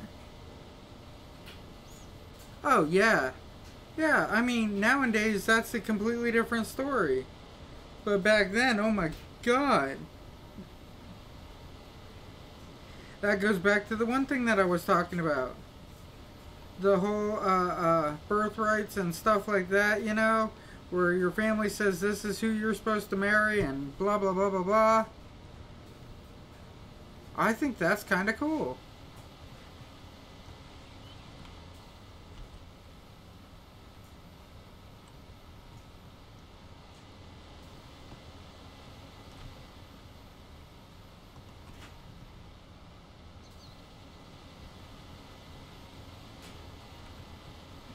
Huh. And I'm kind of stuck.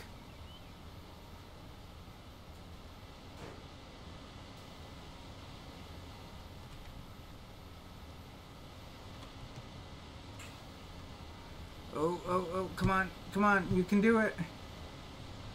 Or you can wish that you did it. Oh, yes.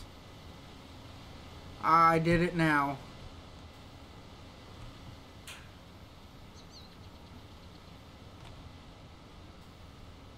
I did it now.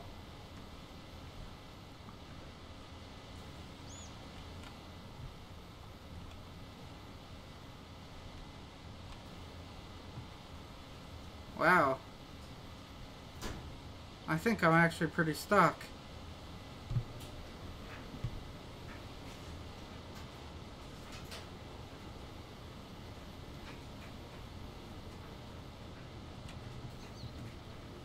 Hey, beauty. Yeah, I'm not bad. You're going to bed? I got stuck.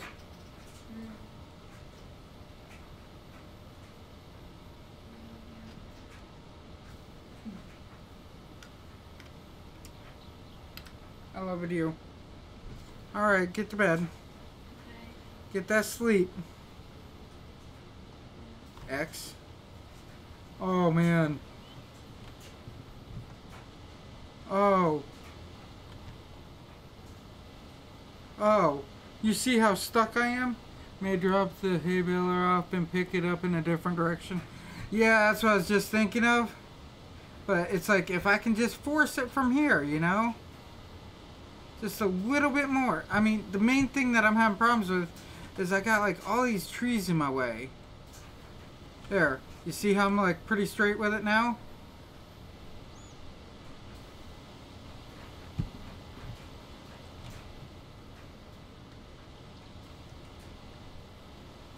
Ah, I think you're right. I'm going to have to because, I mean, it's the back of the hay baler there that's up.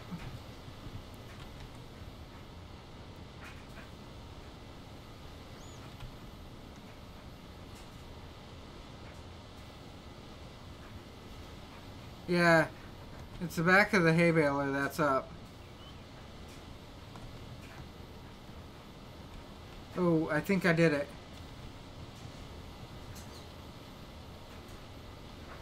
Now that's redneck style. And a little tree stopped me. Are you kidding? Real life, you can plow that damn thing over.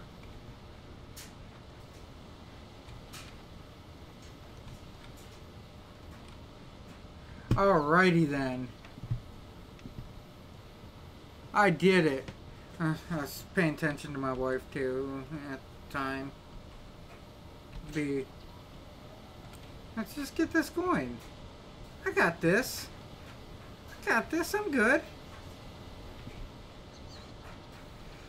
I act like I know what I'm doing at times.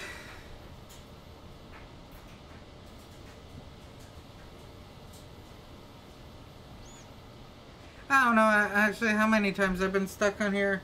I remember on, I believe it was Farm Simulator 15. Alright. I was playing around on the Xbox with that one.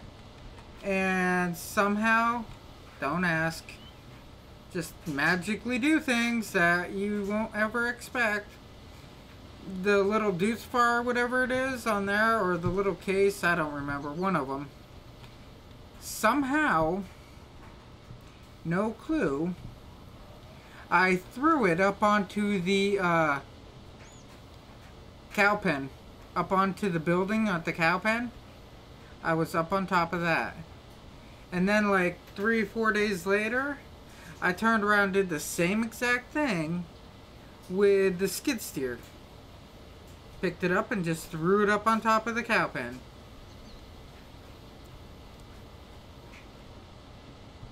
And it's like my cousin was playing both times.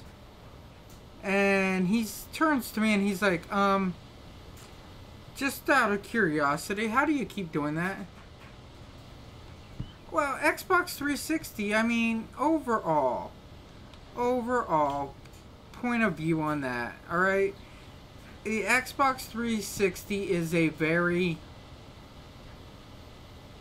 It made a lot of changes to the gaming industry. You know, I am seriously stuck on what?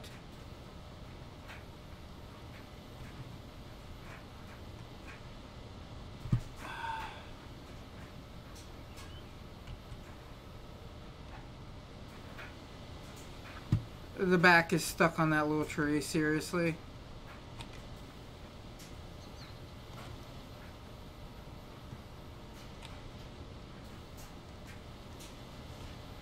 Oh my god, gee. I'm going to. That back is just stuck on that little tiny ass tree. In real life, I would have ran that bitch over and chopped it down with this mower.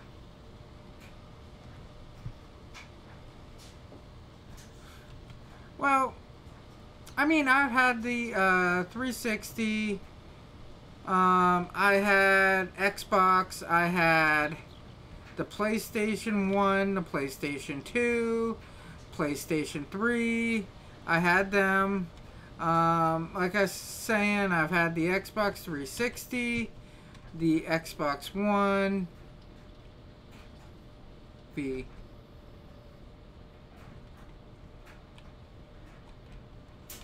I've had a lot of them. It's just,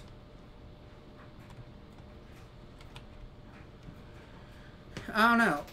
I've had PC and I've always stuck with the PC.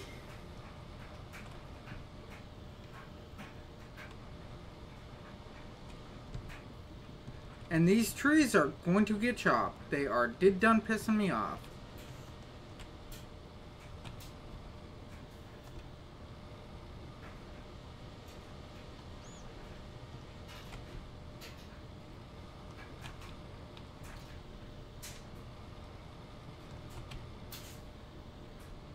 Wow, I never knew that this was going to be so much of a hassle to mow this little area. GV. Wow. I guess it's that time that I was come in here and show how to do logging. Make a couple more bales and then prove my logging skills. I prefer, I'm going to be getting a PC on Christmas. Oh, you know what type of PC it's going to be yet? I got a custom right now that I'm running on.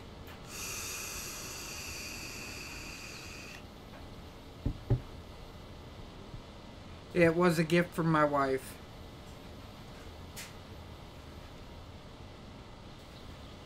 Like I said, I got an amazing wife.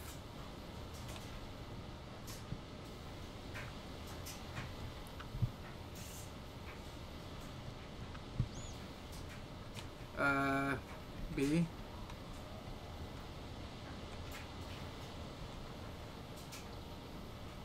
Alright, get all this all cut down. Straighten this all up.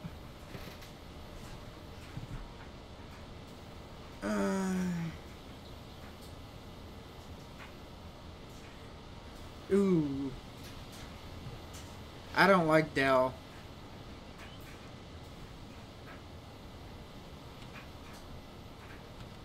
I mean, I have my differences about Dell, trust me. My thing is I bought an Alien, alright? And if you know about Aliens, Alien is Dell, inside and out.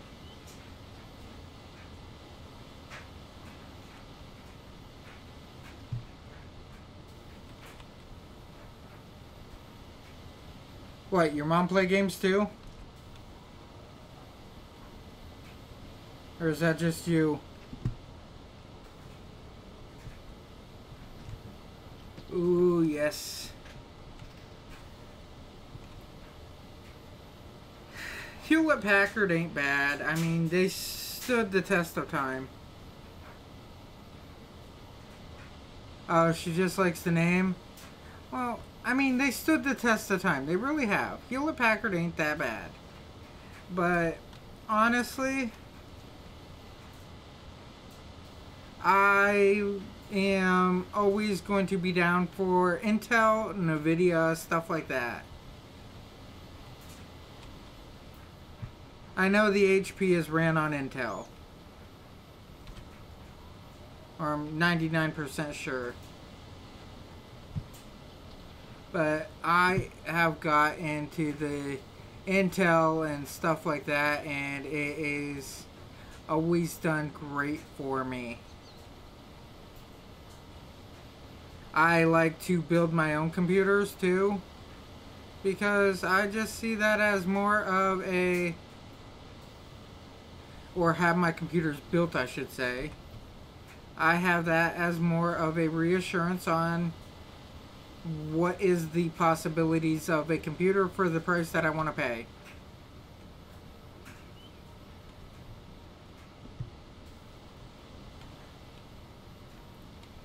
B.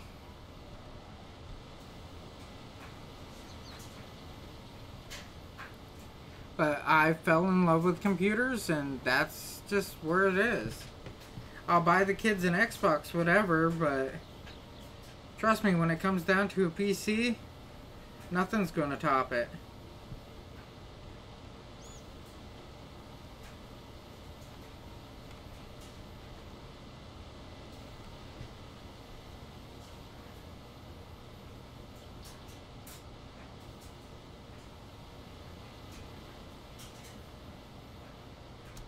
B, X, okay, now go to the back, G, B, V, Y,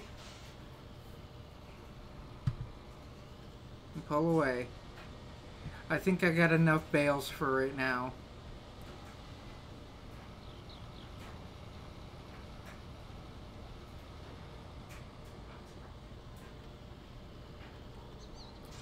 I mean, well, how can I put it about the whole upgrade ordeal? A motherboard can only handle so much. You should know how that goes. The motherboard can only take too much before it's just unable to keep up. And for that simple fact, alright, I can put out the theory of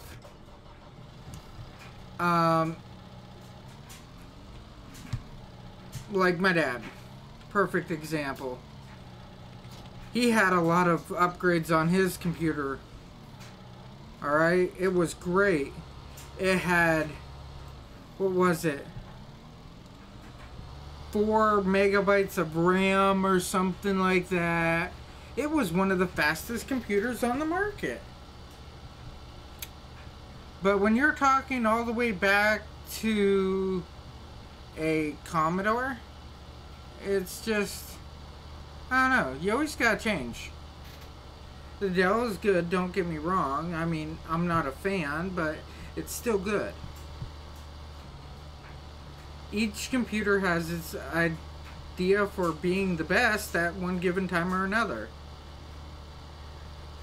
Like, I'm talking about building another one already, and this one's only like 3 years old, you know?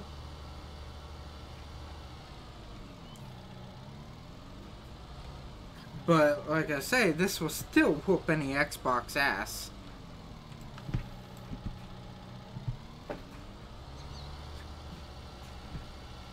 As soon as I start talking 4 monitors. But yeah, I mean, computers just change so rapidly. That's the thing. What I have is 8 gigabytes of RAM. Only 2 terabyte harder. That's about all. Well, here you go.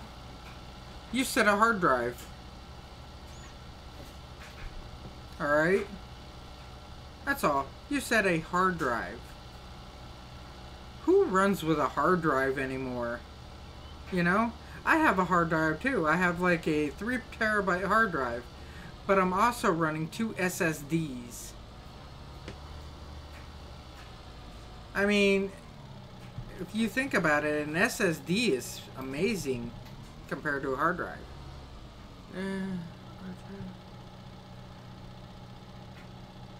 Yeah. The hard drives are very slow. SSDs are the way to go, but yet they're so expensive for nothing. Meaning, you don't have a lot of space on the SSD compared to a hard drive, you know? But the hard drive, you have everything else. Hard drive, you have more space. SSD is just faster. If that's any way of looking at it.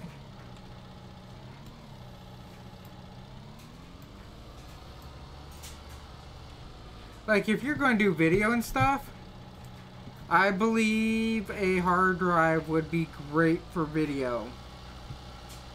But an SSD will load the video faster for, you know, rendering. That's the problem, is computers are just their own little argument and their own little world, and it's just their thing. You know? That's what makes computers so difficult.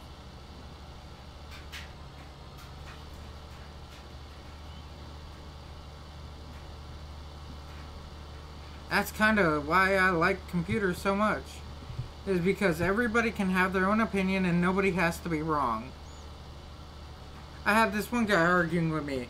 Whoa, my store has a, Radeon processor, blah, blah, blah, blah, blah. It's all AMD and it's so fast and it's so great and it's this and it's that.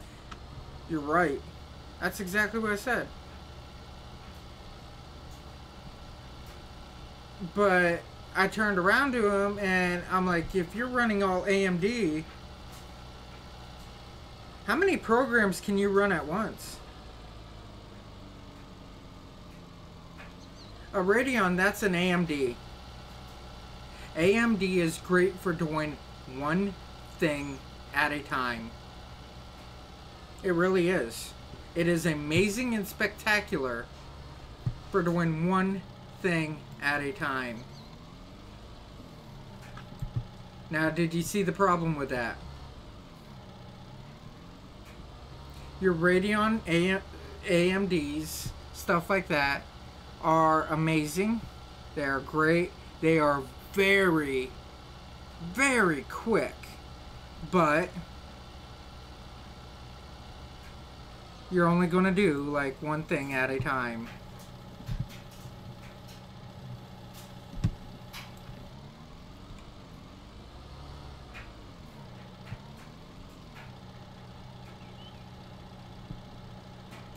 Well, here's mine, okay? I'm running a 7700 Kaby Lake. It's not the fastest processor. I'm running about 4 gigahertz on speed. 4.4, I think, is what I'm running for speed. I'm also running a NVIDIA 1070 video card. My 1070 video card, I am pushing 762, I think I turned it up to. Yeah, I'm pushing about 762 frames a second. Alright? And pushing 762 frames a second. You've heard of the game World of Tanks.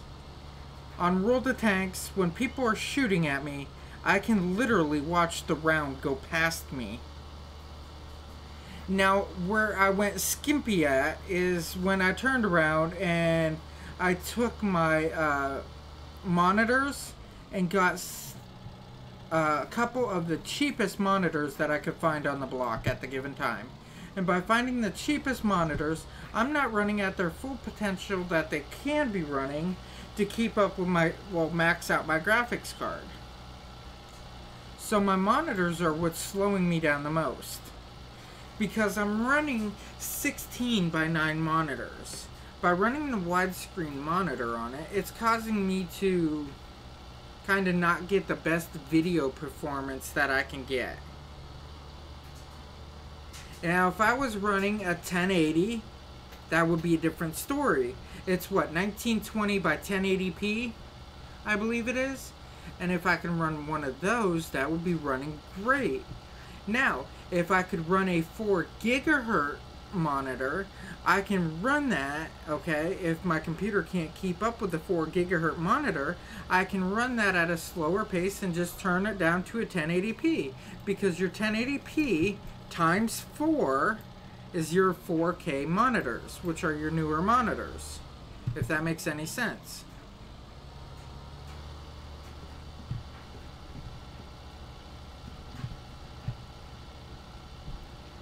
I'm not trying to blow you out the water if I am. I'm really not.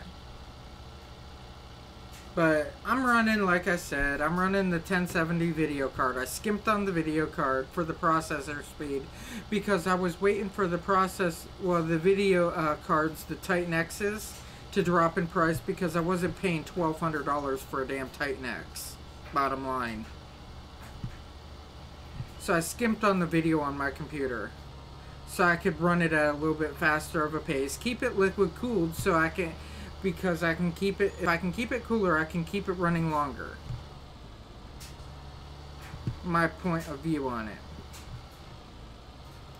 If I can have the computer last me 5-6 years at a time, this is my theory at the time, keep me running all 4 monitors, whatever, I can run the computer at a slower pace, which right now I'm only using 28% of my processor to run OBS plus the game, plus the Windows tabs, plus I'm still running everything else in the background.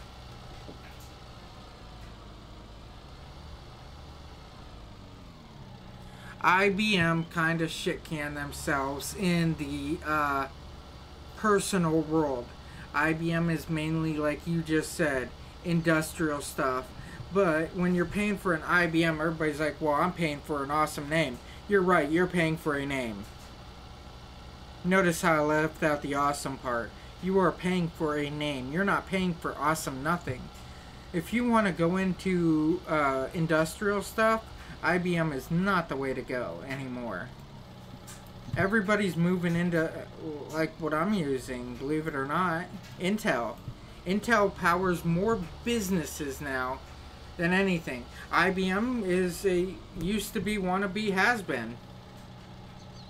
IBM turned around and put themselves out of business by trying to say that they're the coolest thing in the entire world. And by limiting what their stuff works with, they limited themselves to a specific group of people, and that specific group of people is no longer really needing that because they're finding something cheaper. I mean, name something that you can't do with my computer in an industrial life. My computer's fast enough, it's capable enough, it can stay cool enough in an industrial situation.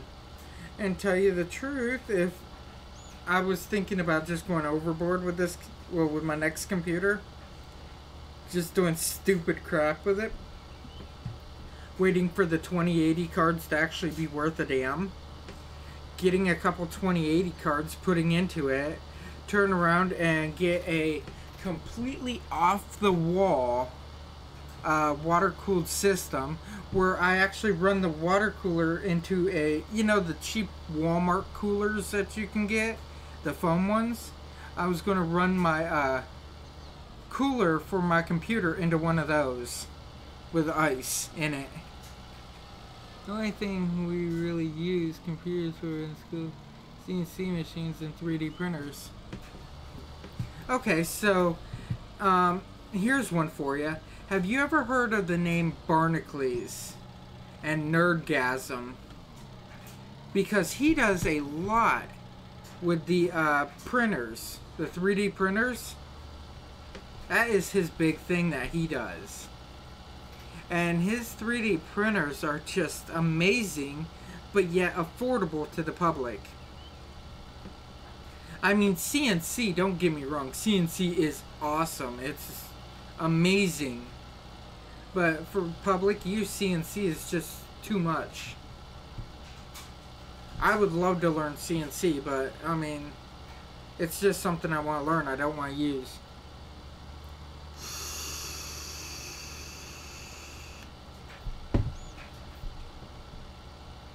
Yeah, I think it's kind of cool that we know a lot of the same people and everything on YouTube.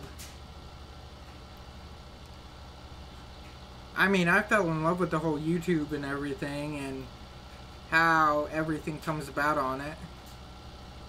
I really did.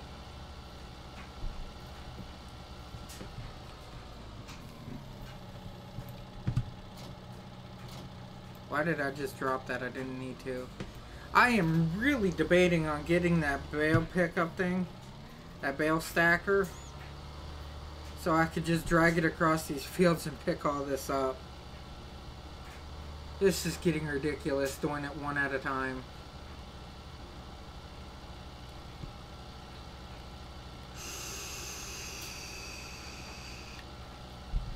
But Barnacules does amazing stuff. And I also believe that he said in one of his videos that he suffers from depression. Just a little tidbit about him.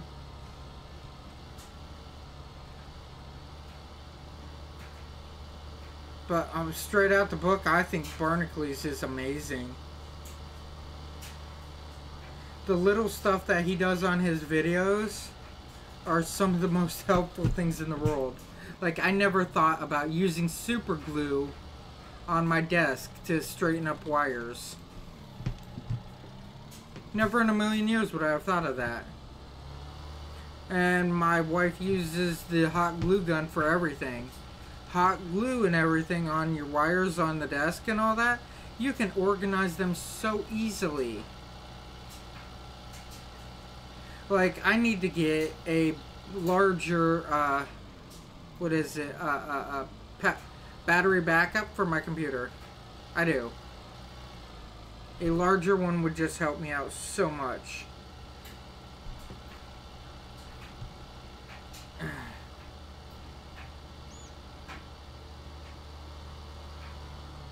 Oh man, I think these last bales will just go down here, honestly. I'll drop them off right here.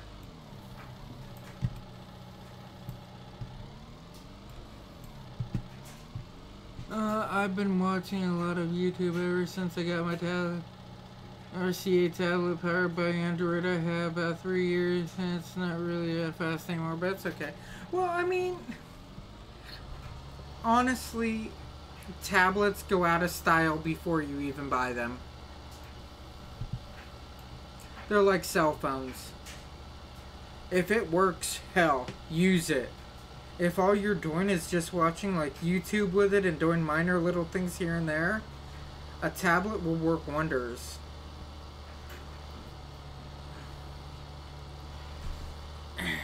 When buying stuff, you're supposed to ask yourself 3 questions.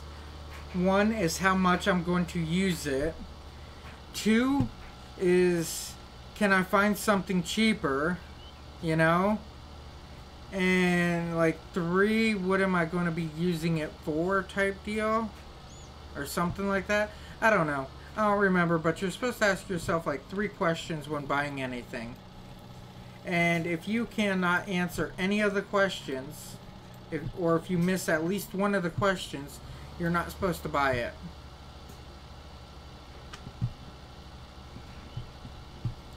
Your tablet, is it functioning for you? Yes. Are you having to fix it and repair it and do all this stuff with it every day?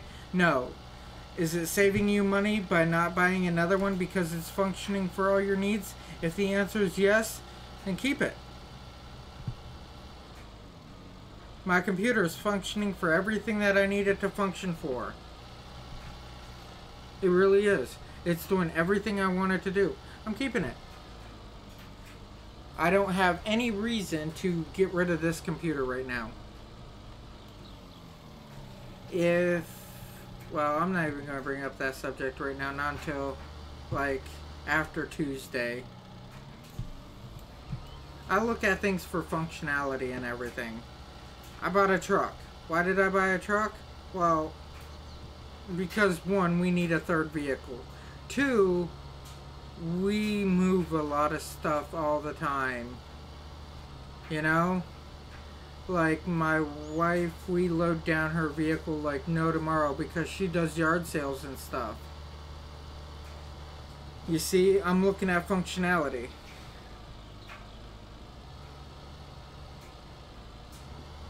I mean, as you can see, like I said, you're not spending a lot of money on it. So, question is it working out? Is it saving you money? Because if it's saving you money, it's doing its job. But like I said, I bought a cheap truck. Actually, my wife got it. She got it for my Christmas gift, early Christmas gift. This microphone, it's a Blue Yeti. She got it for an early Christmas gift for me. Do I use it? Every day I use this microphone. Was it a good investment? Well, yeah, I'm happy. It does great. It's going to last. I mean, Blue Yeti's a decent name. So I believe it's going to last me.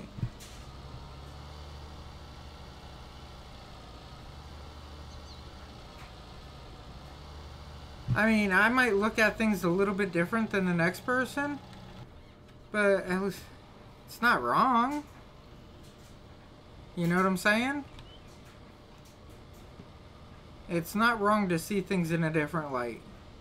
It can actually be helpful to other people. And that is one of my sole objectives on here.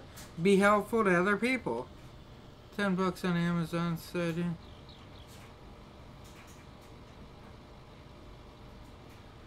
I mean, I watch 99% of the videos and stuff that I watch on YouTube.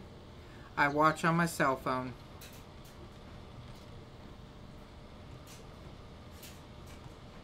So you can only imagine. Do I use my cell phone?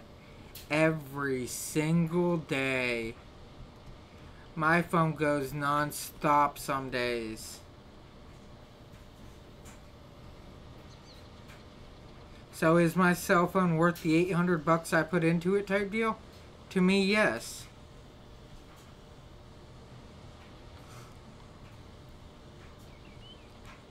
I put all this money into my cell phones? Yes, it is worth every penny.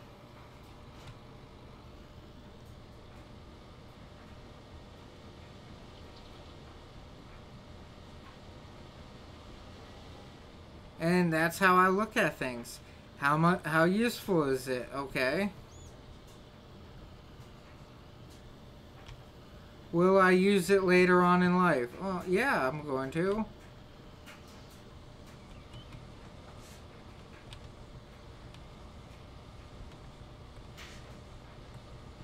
I mean, most of my stuff I use on an everyday basis.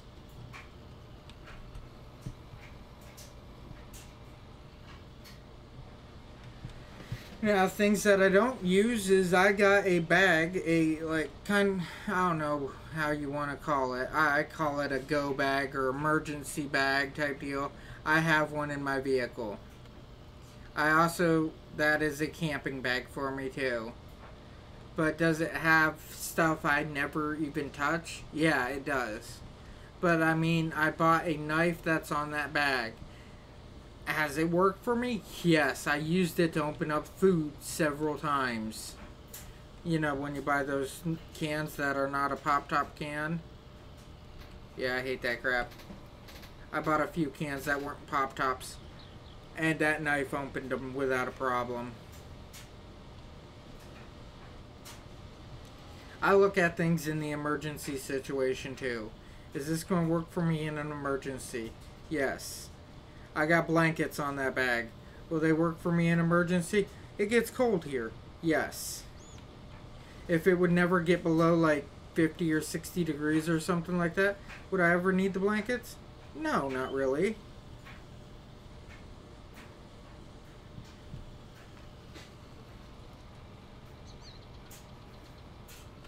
Oh, well, have you ever learned how to open a can with cement? That one's the cool way. Most people didn't know that you can open cans with cement. Like your sidewalk. Oh, well, okay, so what happens is you're out and you're at the house, whatever. You have a cement sidewalk, cement paved driveway, whatever. Cement is best. What happens is you get the cement wet, and then you feel that little ridge on the top of the can. You take that little ridge. Oh, I'm playing this on easy mode right now. But you take that little ridge on the top of the can, and you get the cement a little wet, and you start rubbing that ridge back and forth as you're pushing down on the can, and it will wear away that ridge. Well, when it wears away that ridge enough, all you need to do is squeeze the can a little bit to deform it, and then as soon as you deform the top of that can, if you have it rubbed away enough, it will pop the can open for you.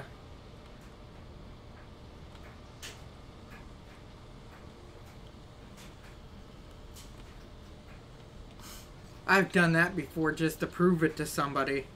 It takes a while, yeah, it does, but the can still opens. Dude thought I was crazy when I was out there, you know. I got the sidewalk, a little bit of water on it, whatever, and I start rubbing this can. Dude's like, are you crazy or something? I'm like, yeah, so. He's like, oh, just wondering, and he walked away. All of a sudden he comes back out a minute later, as soon as I started like squeezing open the can, and when I squeezed open the can, it popped open. He's like, are you serious? That can just opened up. I'm like, yeah. He's like, huh, I never knew that you could do that. I'm like, well, now you do, just in case. But yeah, person, I don't know how to pronounce your name. I am playing this on easy mode, which is like the farmer or whatever it's called. It's just so I can move through. What's the way that I seen open? Just smash middle and bend the back forward to break open. Oh man, then you're talking about possibly wasting a lot of food. I'm saying if this was like life and death, you wouldn't want to waste the food, you know, or get it all over the place. You'd want to keep as much of it as you can. Let's see, exit out of this. I want to check my moo-moos. Moo-moo. Hay. Grass. Silage. Green. That's excitement for me.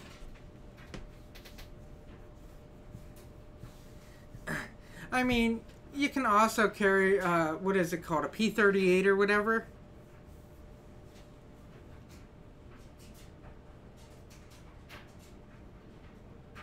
Oh, man, Survival Outpost, I think is the name of it. Check him out. He does a lot of videos on just stuff to carry and everything. He does a lot of EDCs, stuff like that. Hell yeah, I got everything in the green. I am so happy. Also so happy.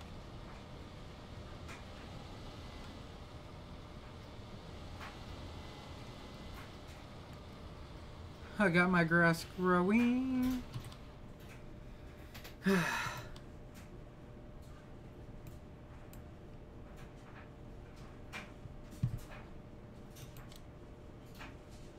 Awesome. No poplar, no oilseed.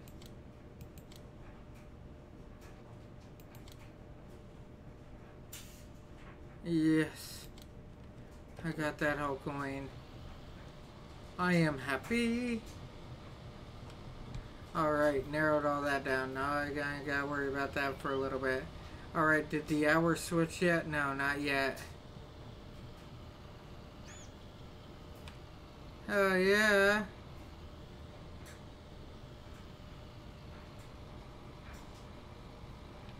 Hit the exit real quick. Check my moo-moos on that. I can use one more bale over there for my hay and everything. And guess how many bales I have left? Yep, that's it. One. He does a lot of reviews on TV stuff. MRE food stuff.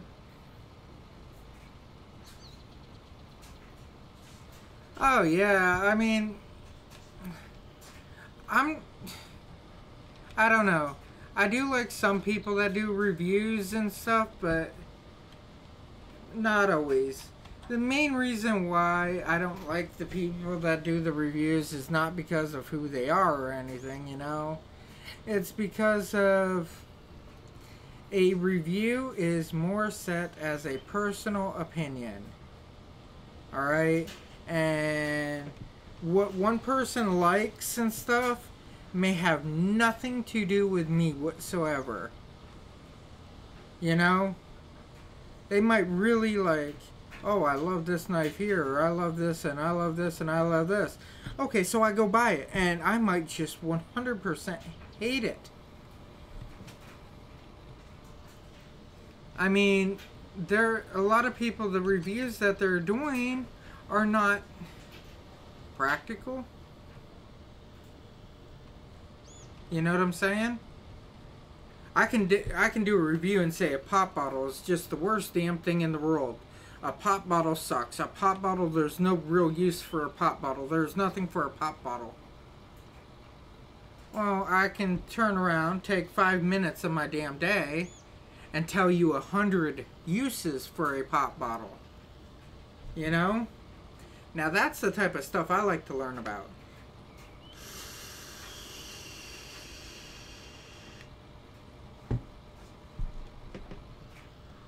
I like to learn about the stuff where people can take an everyday item and give it 151 different uses. Now we're talking. That's making things better. Having all these uses for something everyday, ordinary, whatever. Let's speed this up just a few minutes. There we go. Tab. I'll go into this section. Ooh. Ooh. Ooh. Nothing yet. Back. Let's speed it up again. Let's keep on this conversation though. A lot of life hacks, yeah. Yeah, I don't really know the names of them. Oh yeah, I know exactly what you're talking about. The whole life hacks. I mean, those are great. Seriously, they are. They're amazing things to see. Amazing things to do.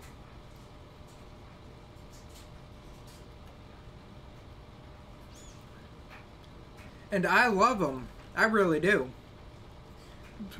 Because, I don't know.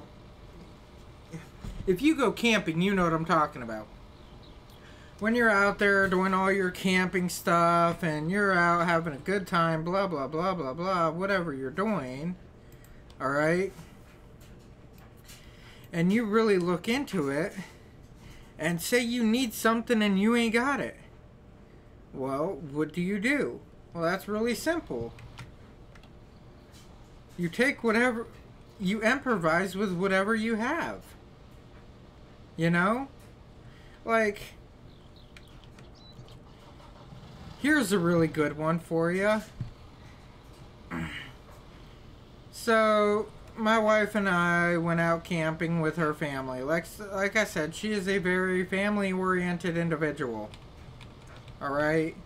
Very family-oriented. We went out camping. They told us it was our turn to make dinner or whatever.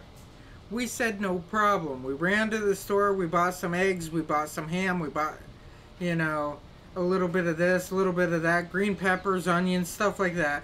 And we bought Ziploc bags, the real small Ziploc bags. So far sounds goofy. I understand. But with these Ziploc bags and our quick knowledge on what to do with one, we turned around and you take 2 eggs, alright? Then you take your ham, your whatever you want for an omelet, and you mix it into this Ziploc bag, okay? I understand, sounds stupid so far. Good. And you get a big pot. We had a big pot. So you get a big pot. And you get the water boiling on the fire. Alright? Then you take these bags of the egg and all the other crap that person wants as an omelet. And you mix it all up real good. So when you get it all mixed up, whatever, throw it in the pot, boil it for like 7-10 minutes, whatever it is. Then you pull out the bags and you hand them out to everybody. Everybody puts them on their plates. Okay, good as gold, right? And these are the best omelets that these people had. They are so fluffy, alright? They are just delicious omelets. And notice how easy it was to make them. You know? I think we made, what was it? Like 10, 12 omelets in a matter of minutes. You know? Because we just cut everything up. We did all the onions and everything that the people wanted. We did this and we did that. We did everything everybody wanted on their omelets, and then we just threw them into a pot. So doing 12 omelets, 15 omelets, it's not going to take you that long. Now, if you did each individual omelet on a frying pan, can you imagine how long it would take you? Take you forever. Look, I just used a simple bag, you know? And I whacked out omelets. My wife saw the idea online, whatever. I don't know. She might have seen it on Pinterest. I don't know what it was. But then she turned around and she did it. We did it. And it was amazing. I mean, simple things like that can help out so much.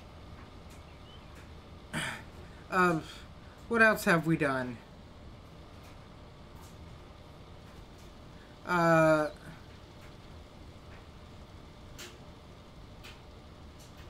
trying to think and my mind just went like shit canned. Oh. Nope. Oh, my mind just blanked on me for some ass reason. I don't know. But either or, I'm like, you get what I'm saying. Oh, what's up, Street Rider? How you doing?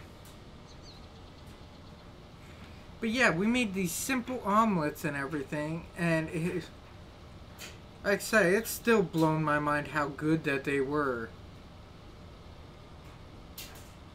I went camping back in Lexington, and the guy make really good food. We would always go swimming in Sycamore Lake or Piney Lake, I can't remember. I mean, as you can see though, camping is just one of those things. It's so whenever you go camping, I don't care how you go camping, always take a shovel. You never know when you're gonna need it. Most people don't understand that.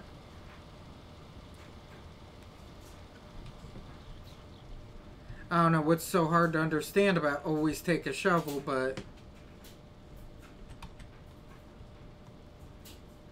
I mean, so many people miss out on that part. I love camping. But I don't like the New Age camping either.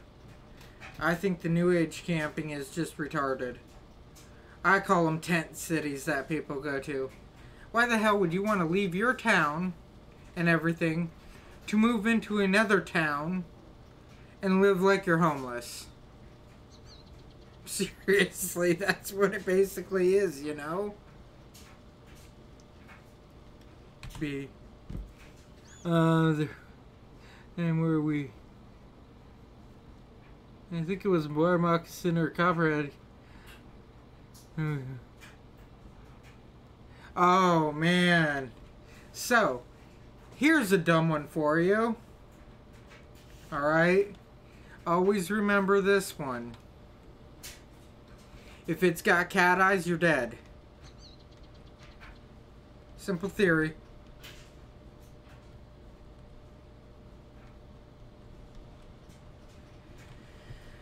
If a snake has cat-like eyes that go like slits up and down, they're usually poisonous snakes. But I don't think there is any one snake with round eyes that is poisonous. I mean, you can look it up. I'm not 100% sure. I still won't piss with a snake I don't know.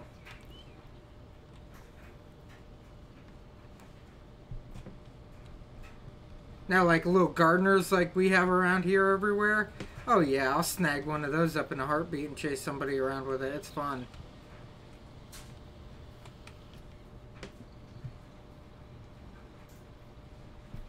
I've never heard.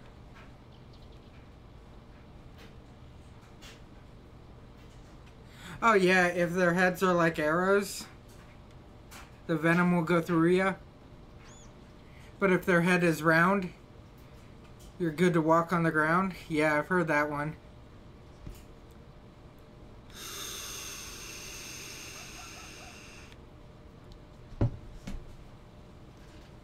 But yeah, I think if you look up poisonous snakes and you like look at each of their heads, whatever, and look at their eyes, I think all their eyes are slits.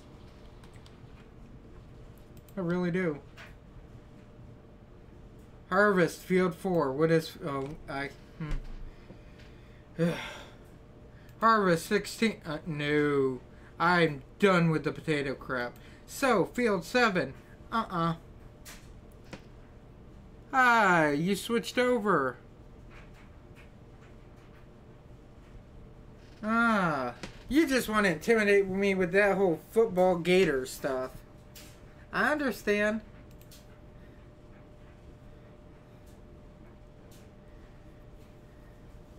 So, anyhow, I don't know if you want to go by Street Rider or Gator Boy, but the only snakes that I've caught before...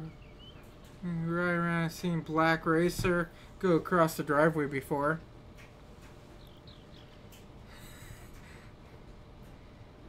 Yeah, I know. You just want to start on me by jumping back and forth between like 15 different profiles.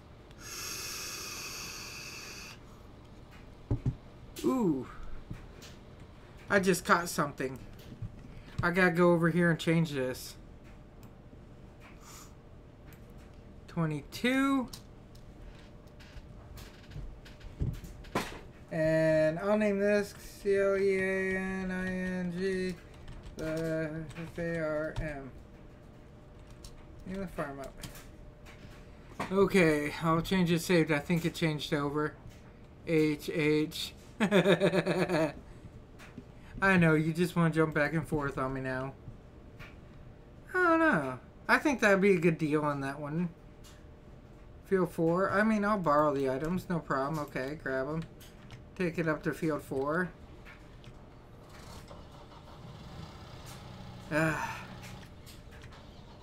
Here we go. These are the heads that I'm talking about. I like these.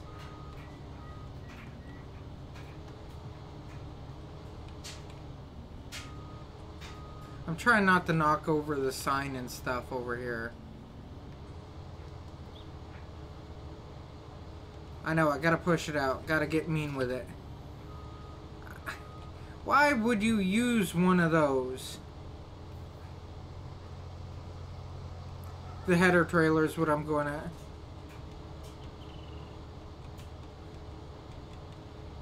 Alrighty then. Let me read what you wrote here real quick. Same time, how do you change profiles in... It is in a second. I have 2 phones right now. Well, yeah, I figured you had both your phones out going.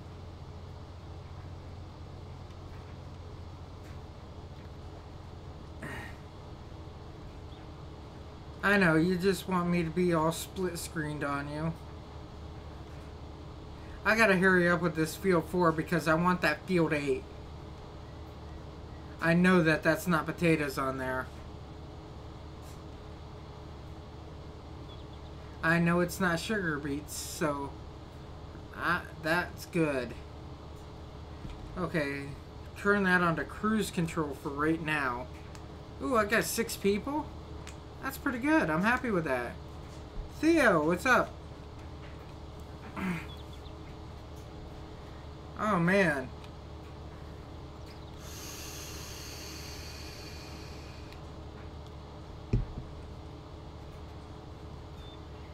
But, yeah, like I said, I really do like camping and everything. It's just I really haven't had the time and between going from one job to the next and stuff like that. I mean, I'm sorry I don't have this set up for multiplayer, and I usually don't do multiplayer.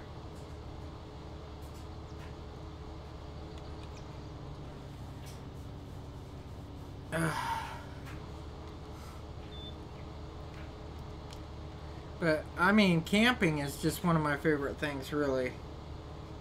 I love to go out camping.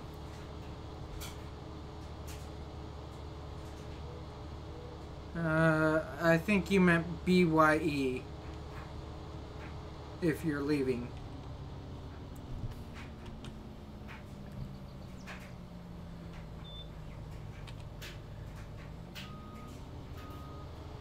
Oh man, sunflowers, if you've ever went through Kansas, you know about sunflowers.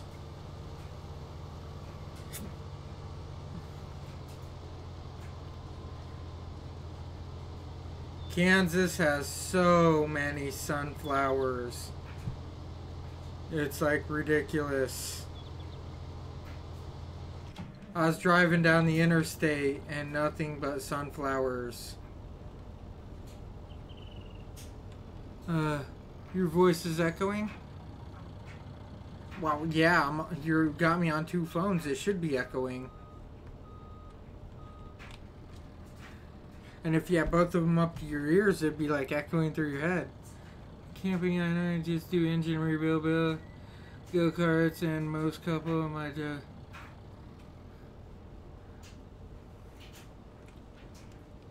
Well, you see what I do. I mean, I make time for the family. I do.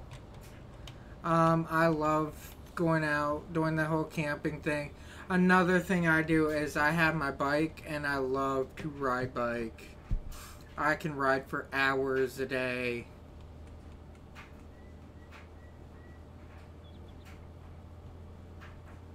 Riding bike just became like a passion. It's just a completely different feel.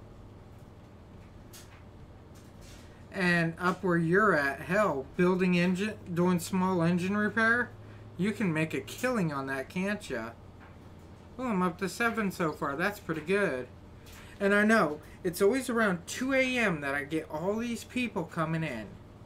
2 a.m. Eastern time, where I'm at. That is when I get all the people coming in. It happens every single time, and it's usually around 2 a.m. Well, 1:30, 2 a.m. when I'm like, yo, it's time for bed. I figure I'll stay up tonight a little bit longer, whatever. I gotta take the kids out tomorrow morning sometime, whatever. Go Christmas shopping with for the wife. They've been wanting to spend time with me, and I used to ride a bike a lot, but now I don't as much a bike I have now, the engine on it. I can't get off it. Very fun. Oh man. So if you're into bikes, I got a Kawasaki 14R, alright? And the Kawasaki 14R is like the biggest, baddest engine that they make. Minus the H2, which is still smaller, but more horsepower. Alright, I'm talking CC wise. It's the biggest engine that they make for their bikes. And I love the bike because of its size. I'm not small, okay? Like 280 pounds, not small. And like 6'1". So I got some size to me. I like a bigger seat and all that. So the 14R has a big enough seat for me that makes it really comfortable. And I mean, the bike itself feels great. Last summer I smacked a deer with it. Luckily, all I did was the deer fell over, I hit its legs. You see, I got away with it. I didn't wreck, I didn't do any of that crap. I got lucky. Now the box truck coming the other way, that was a different story. That box truck is what took the deer.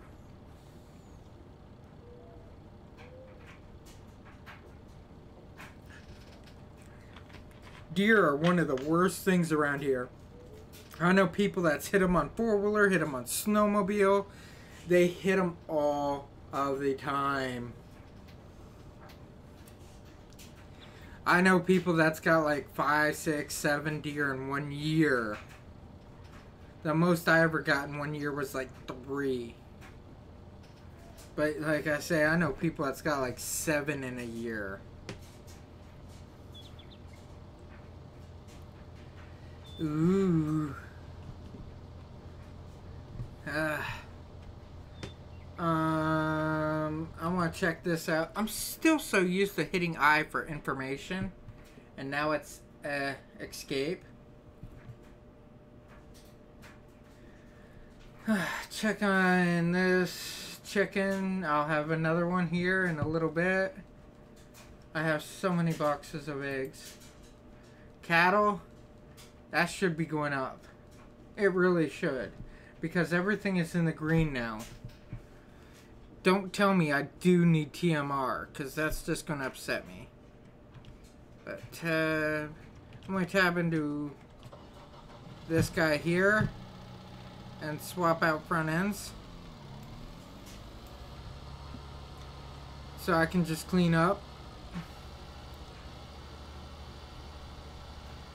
I mean, hell, if my cattle start producing even more manure, I'm not going to be mad. Trust me. They ain't gonna make me mad. Slurry and manure are good for me, because that's just going to be fertilizer on the fields. The bike that I'm talking about is one you can get from Walmart. You pedal and you buy an engine kit off of Amazon. Oh yeah, I saw some of those. They're pretty cool. I mean, it'd be nice if that's how I had to get back and forth to work, was off of a bike, but dude, I'd hate to take one like 10 miles. I don't think that would be too cool at 10 miles, you know? Awesome. Only 48. Lift up. Lift up. And tilt forward. Dump it off.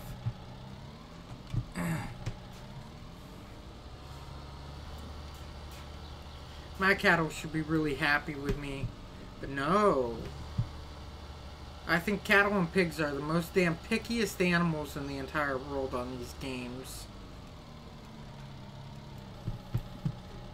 You gotta have like magical powers to keep them happy.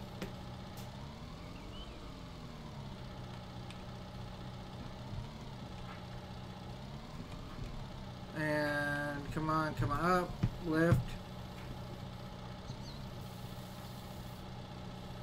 Alright. Come around.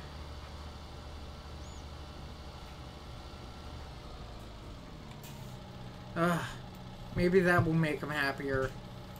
I'm trying to get them up above 80%, that's all. Run out here, check out my grass field. I think that's pretty cool. And I just lost like everybody, all my viewers. What the hell?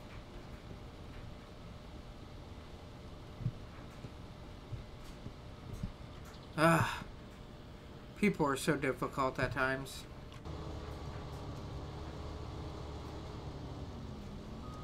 You're getting up there. I'll bring him down for you.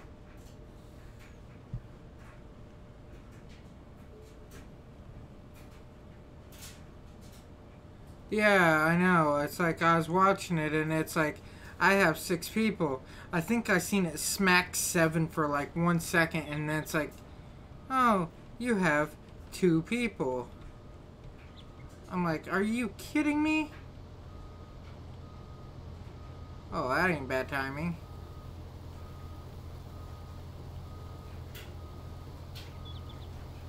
I guess they need a little bit of work on this trailer. It's still glitching through, I see.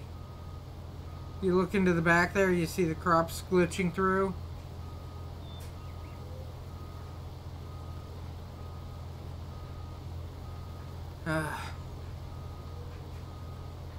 But yeah, I've noticed YouTube does that a lot. It glitches like 1 minute you can have... It will jump like 10, 15 people at a time.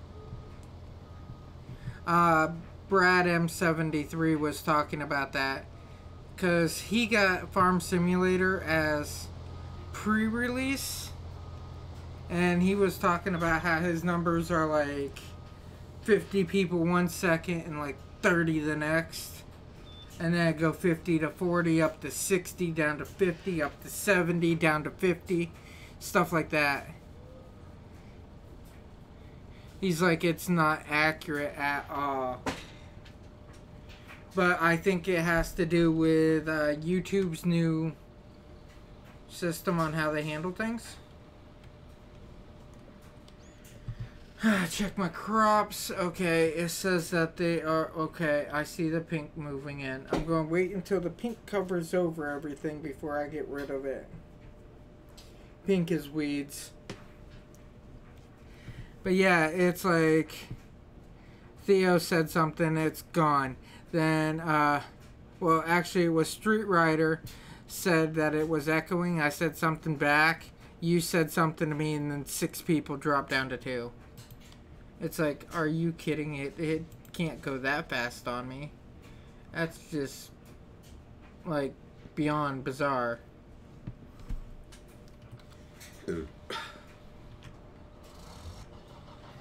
Oh, man.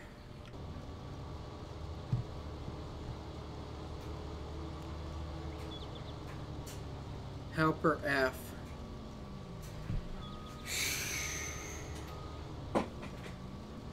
Yes. What is Sunflower actually selling for right this minute? Let's see about that. Where do they want me to take the Sunflower? Let's look there. Take it to the ranch. And what is the price at the ranch? 23.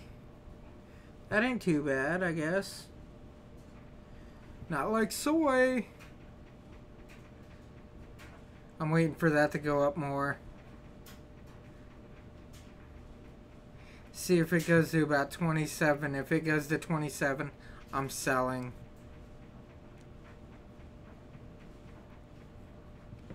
Like I said, I've been saying that I want to turn around X and buy this piece of land right here, which is 34. Well, 346. My bad. 346 for that. And if I can get that little piece of land there, that means I can start buying out more fields.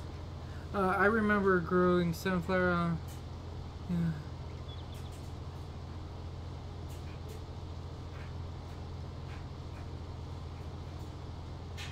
Oh,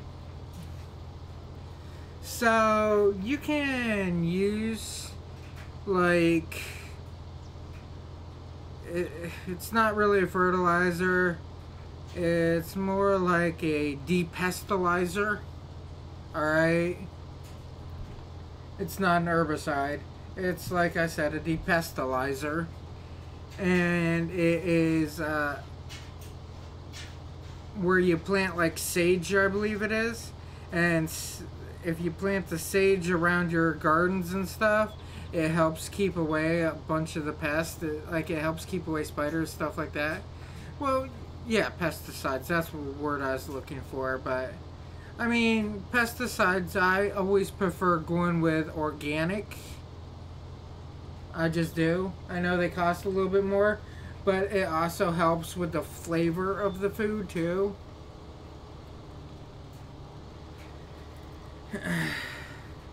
I've been looking into aquaponic systems for growing. I think that would be nice. I want to see about doing lettuce off the back of my fish tank.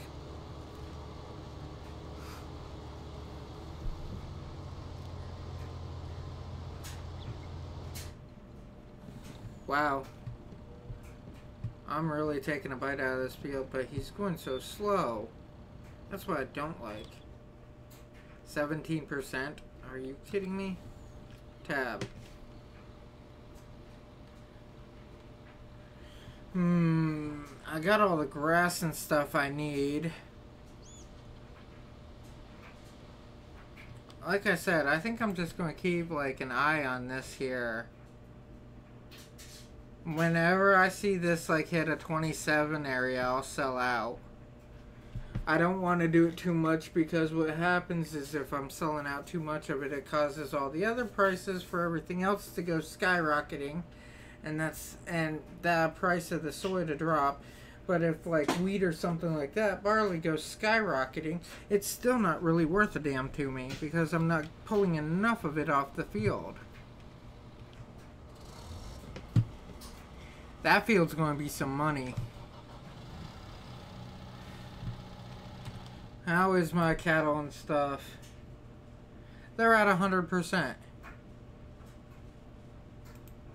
They're at 100%, but they're not at 100% productivity. So I think that means that I do actually need to get the TMR in there for it to go up anymore.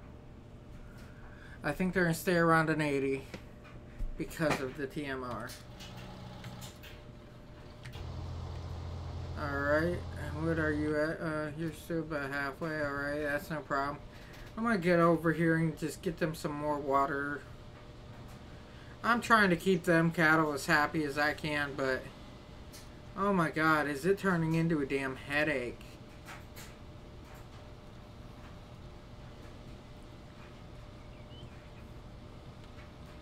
There are 16 cows and it does like fucking 5 days per cow, 6 days per cow.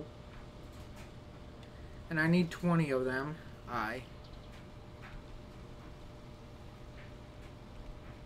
Okay, I guess they're full now. Why is it not growing up there? Cattle's going to stay at a 79, I know it. Okay, that field is completely done over. So, I'm going to pick up my weeder. Weeder. I just looked at our comments and see how much stuff we've been talking about, and camping dogs, heaters, Alaska sunflowers. Oh yeah, yeah. Don't feel bad. Don't feel bad. If you got into my head for one day and seen everything that I thought of in the last 24 hours, you'd be like, I'm done. You wouldn't be able to keep up with me. My friends can't even keep up with me hardly.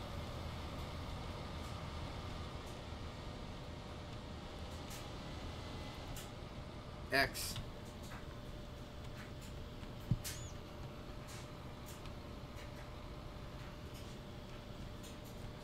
Oh yeah, I turned around and I got into a conversation about how zombies can be real, and it ended up talking about Jesus.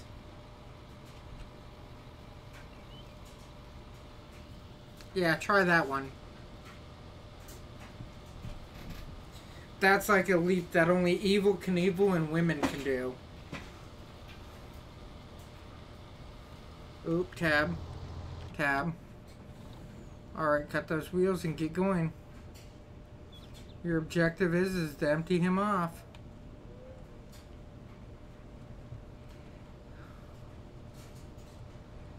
Oh, yes.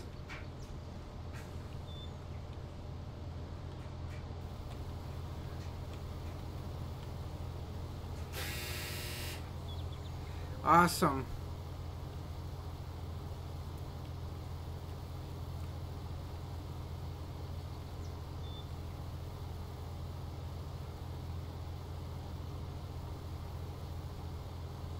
Well, he's a third of the way done. And I don't even have one tank full yet. Yeah, well... Come on now. It's... like 2:15 in the morning here. Come on now. You're almost on the other side of the world. You're almost sitting in Russia. What is it? Russia's a 10-minute flight away?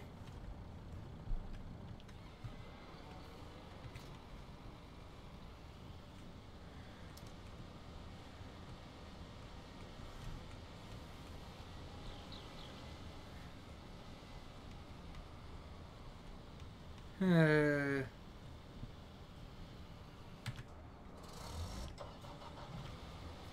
we go. Alright, you got about one more swipe and you're done here. And then all the pink up here is gone. Yeah, like I'm saying. You're right next door to Russia. You really are.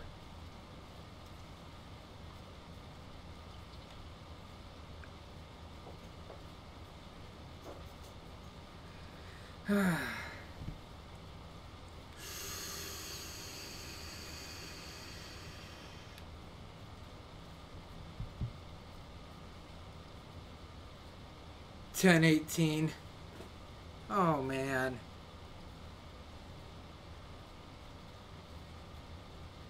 You see, I didn't get on until like 11 o'clock tonight. So, you nix that.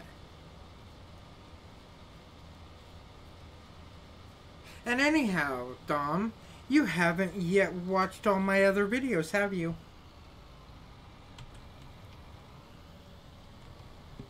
You missed all the other Farm Simulator videos that I did to catch you up to this moment.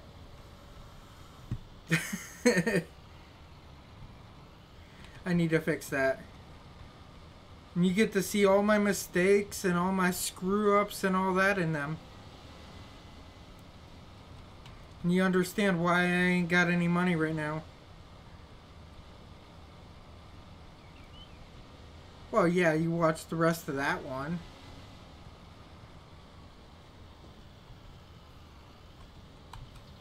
What about the other 19 of them?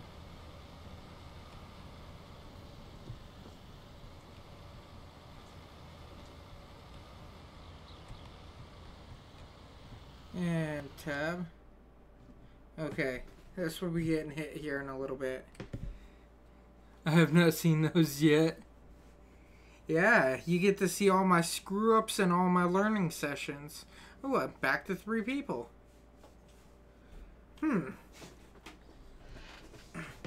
Like I said, around 2 in the morning and everything's where I start getting all the people. This here just gets ridiculous with some of this on these fields. I'd love for these to be like soy fields and stuff like that. Because you know how much money I can make on one of these as a soy field? Holy crap.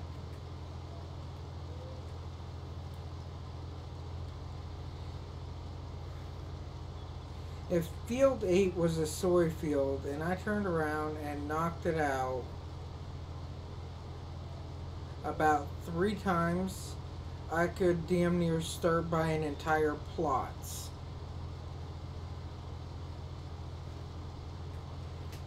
Oh, stretch out. I don't even know if I'm going to finish this whole field tonight. That's a lot of work.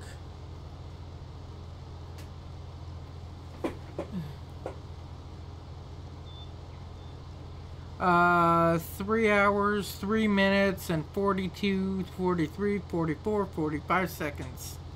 Yep.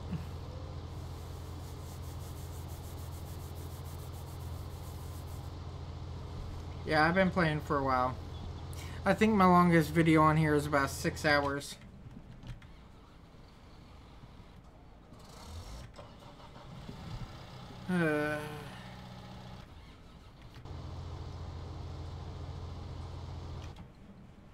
I really just don't want to drive this truck back and forth the whole time. If I go under here, I can go under garage and start repairing all my stuff.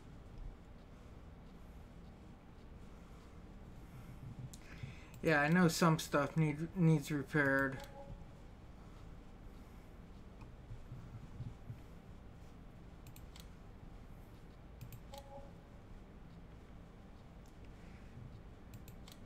That always needs repaired.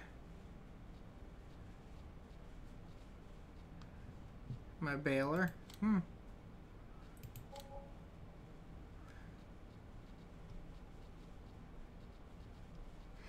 So somebody did a video on yeah, 6 hours. Yeah, it kind of is. Somebody did a video on repairing tractors and everything, and if you should actually repair tractors. Well, it came down to no, you really don't need to repair your tractors because it really don't make a difference. It's the equipment that you are pulling that makes the difference. If you don't repair the equipment that you're pulling, it will slow down the tractor. But the tractor itself will never slow down.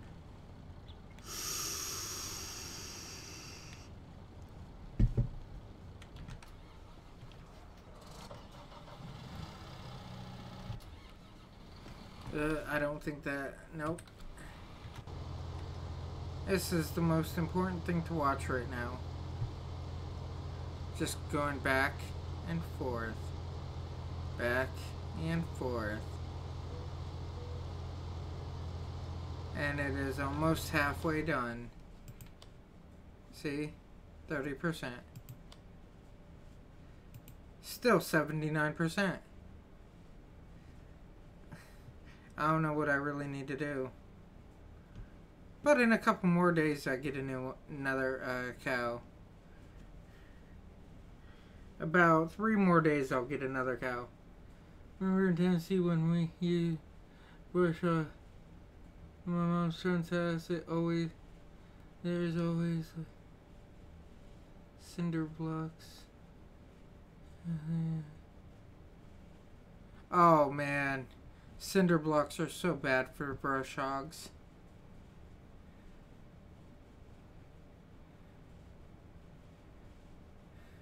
I mean, yeah, they're so bad no matter what way you put it. There's listing on all my equipment. Did the soybeans ever touch? No. Not yet. It only broke the PTO shaft on the old brush hog. We still have new one. Oh, it only broke the PTO? That was it? That's lucky. Usually it will take out the blades and everything else. It can, if you hit one and it's just right in the ground, you can bend the shaft for the, you know, the 3-point hitch or whatever. Give me a half a second. Yeah. E. Jump out. What happens is you'll bend your 3-point down here because it will put too much torque on one side or the other, and it just gives it hell. And that here, these parts here are so bad.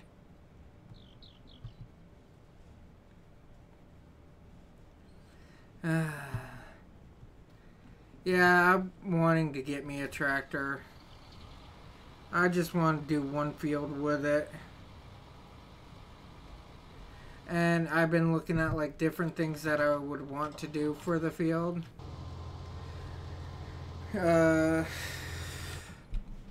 Like I want to turn around and possibly do wheat. And get me a little grinder. Do like vegetables in the field. And then can them. I want to do stuff like that. Because canning vegetables is so healthy.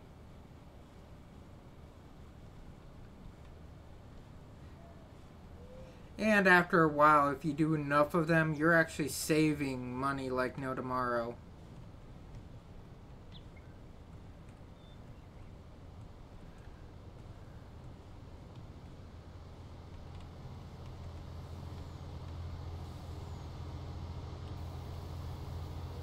Ooh.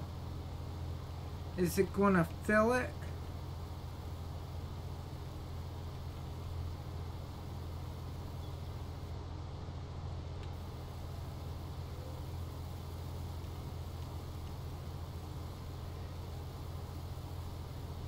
Oh man, that'd be nice if it would just be this one trailer to fill up.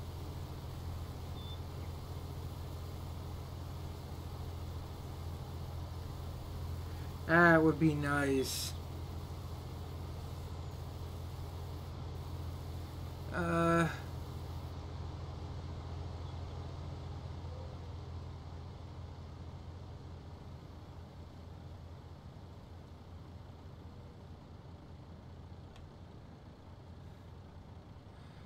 Oh, man.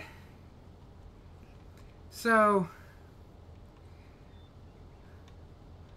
I've noticed you put your brush hogs on, whatever, you mow it out. I mean, I don't know if you're mowing it just to open up space or what, but after you get your brush hog on, yeah, you want to go high the first one.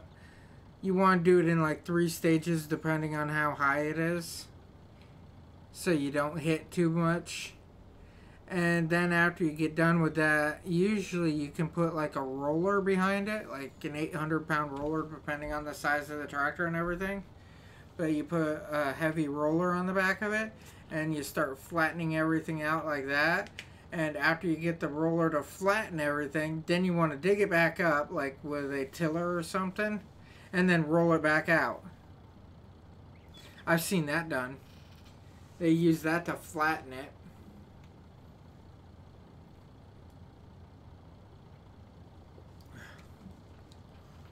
At my job, I want to become a surveyor so I can learn how to flatten land and everything. I think that'd be kind of cool to learn.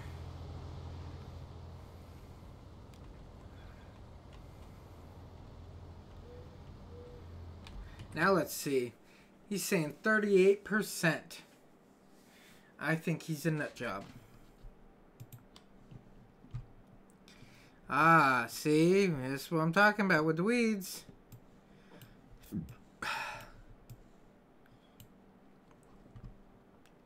%. That's a good chunk of the field right there.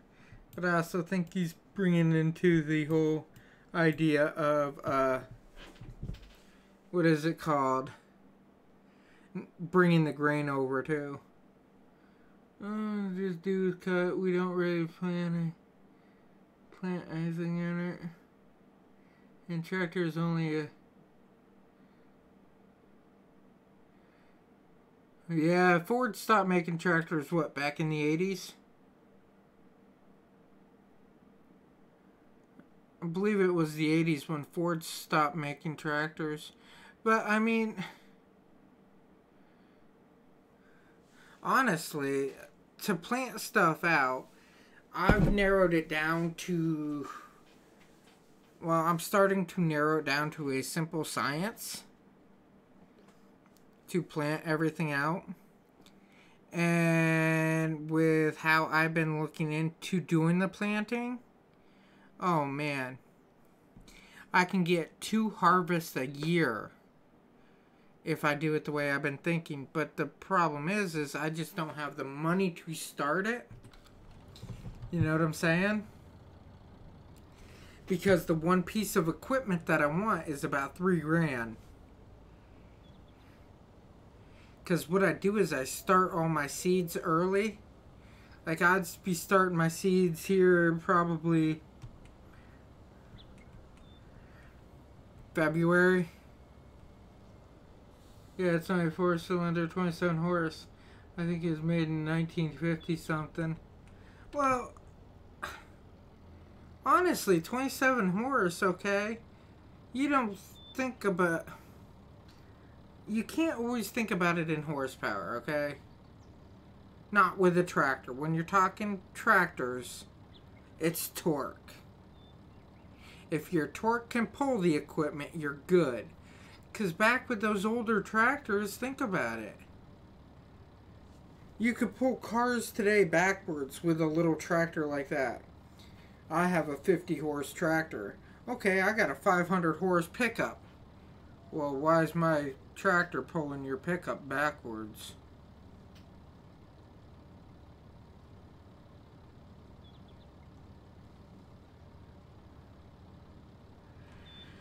I mean, torque is where it's at, and we both know that. Tractors are made for torque, not horsepower.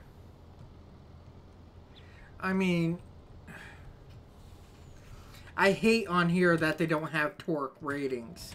You look on here. Medium tractor. Right here. Okay? Horsepower. Kilowatt. What the hell's a kilowatt? You know? Small tractor. Alright? Right here. 150 horse. 100 kilowatt. What the hell's the kilowatt?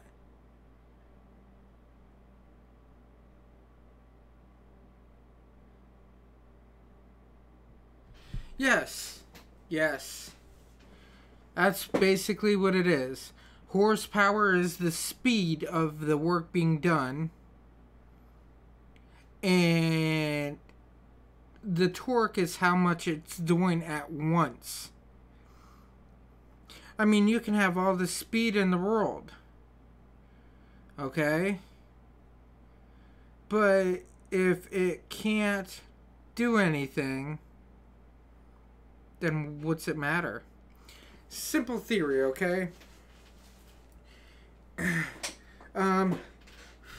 Let's get into numbers that I can actually tell you. Alright? A semi. Seriously, a semi. 480 torque. 460 torque. Okay? Like this on here. Let's go into here. Trucks.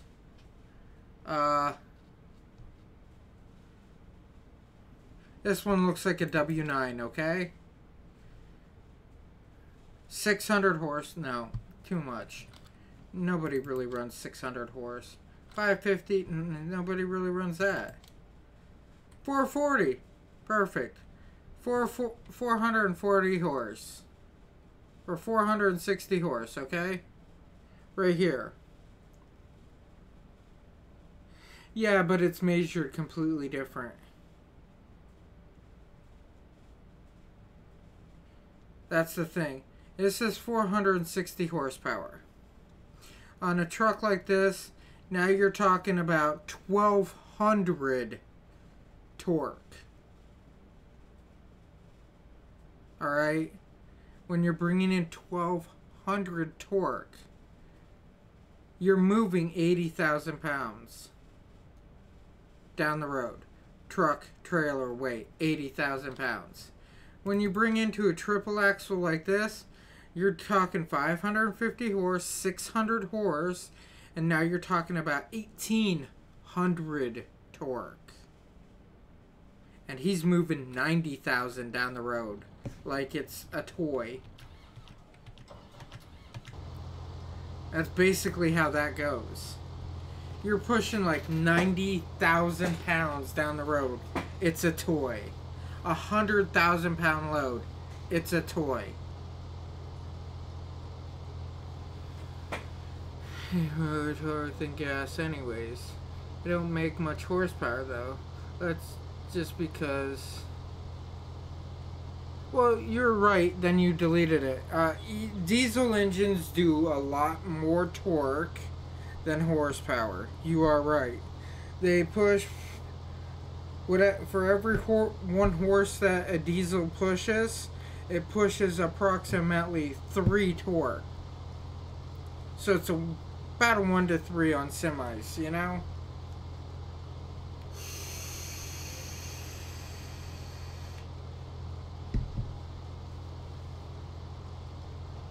And diesels are more...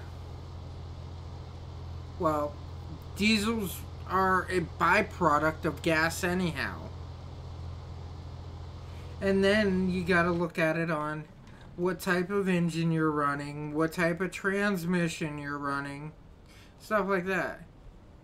Don't make more horsepower than gas engine. Make more torque because of longer strokes. Well, they have longer strokes and they burn completely different too. Gas burns faster than diesel.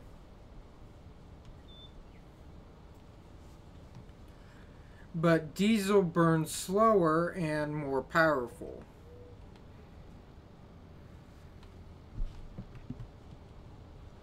I mean, you set gas on fire and poof, it's gone. You know what I'm saying? You put a spark to gas, it's gone in a heartbeat.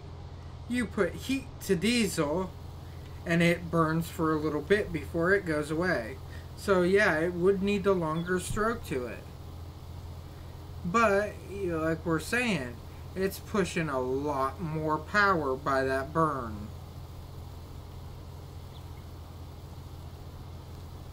And then you want to get into compression ratios and stuff like that. Now we're just going overboard. But yeah, diesel engines are made for power. Your torque is where it's at. That's why 90% of your tractors nowadays are a diesel type tractor. There are very few, and I mean very few, gas tractors. When you talk gas tractors, you're talking a lawnmower. When you get into small gardening tractors and stuff, okay, now we're talking diesel. Now, a problem that they're having with diesel now, I don't know if information got to Nome, Alaska yet, but they want to put on this weird thing, the full that I'm talking about runs on gas. Oh, that runs on gas? Yeah, then it's not going to have a lot of torque behind it. But I don't know if the information got up to Nome, Alaska yet. But we have to have regen systems, and we have to run DEF. I don't know if you have to up there, but we have to run DEF down here. And DEF is just a waste of time. Basically, it's putting cow piss in the damn tank.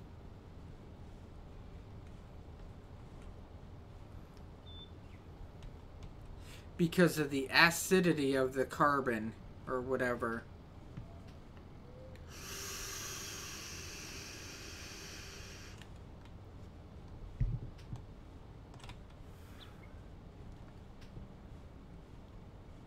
Yeah, I mean, I would love to get a diesel, you know, a small diesel tractor. I am big as a New Holland fan, but I've heard a lot of good things about Kubota. So, I mean, I wouldn't mind like a Kubota or possibly a New Holland T4, something along those lines, so I can do the small field behind my parents' house. And if I can't, and all I want to do is get a, like, I don't know, a 4-foot tiller on the back of it. So I can just dig everything up, and then I'll get like a little bucket or something so I can just go and throw everything in the back. You know, or in the bucket on the front. And I can use that for plowing too, you know? Simple things like that. I mean, it's not a big ordeal. $20,000 max on something like that too.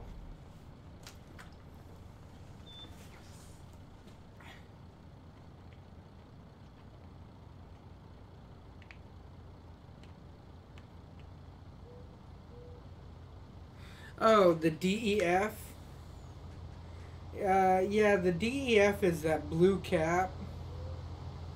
And it is basically really bad for the engines, but but the government knows more than people that work on them, and the government knows more than, you know, everybody else that deals with it. So the government says it's a good thing.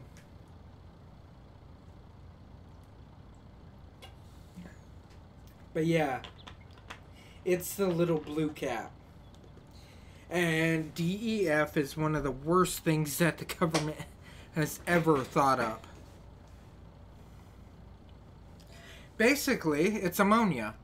And what it does is it breaks down the acidity or whatever of the carbonation that comes out of the exhaust. Yep. And if you do not have it on your semi, you are not allowed to come into California. Because California is 100% retarded.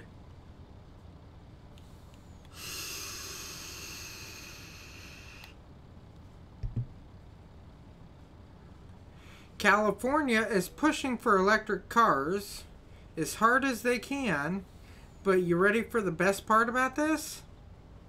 They charge you an electric car fee tax thing, whatever. Yeah. Wonder if Field 8's popped up yet. Field 8, 28,000 to harvest it. Oh, I can't wait. How much more do I have on this field? I can see the other side, you know? I got this much to do. I did like this much in less than an hour. Ooh, Field 8 is next go. Tomorrow on Field 8. Dun, dun, dun, dun.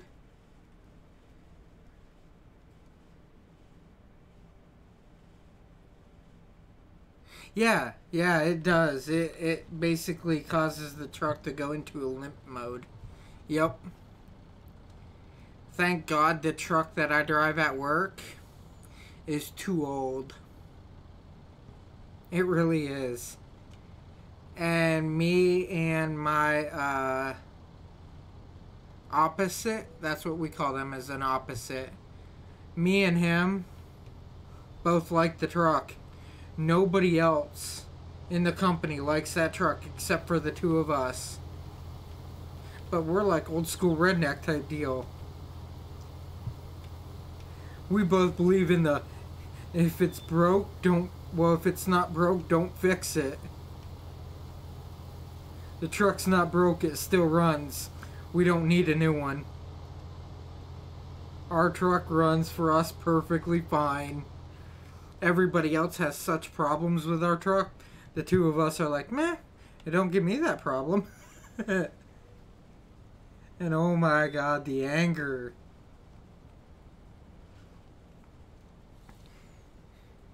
It's a very touchy truck and it has feelings. That's what we say to each other. It's like, how'd the truck run for you today? Oh, it ran great. Or, how did the truck run for you today? Oh, it ran like shit. It's been having temper tantrums. Okay. And we just go about the day. Yeah. I think my opposite and I connected when I sat down in the truck the other day and I said, this truck really smells good inside. He got the inside of the truck, I'll get the outside.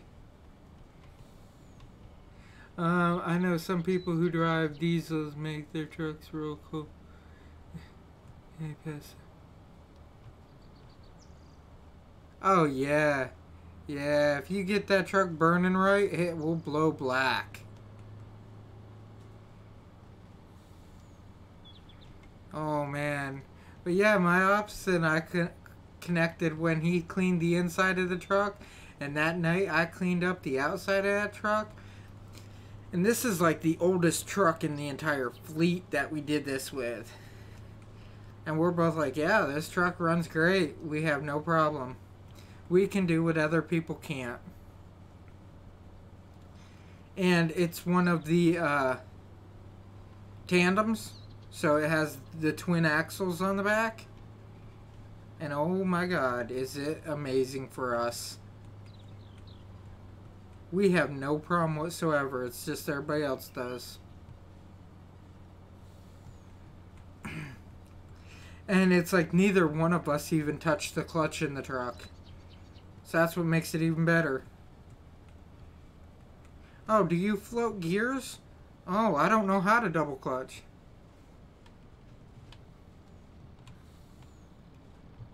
I look at it like this. Oh, let him play. You know what I'm saying? Oh, that little slide, look at it underneath the truck there. That actually slides back and forth. See that? There's a little crank handle and everything. Let's see the back one. Okay, I. See how it cranks it and it opens up? That is so cool. I like that.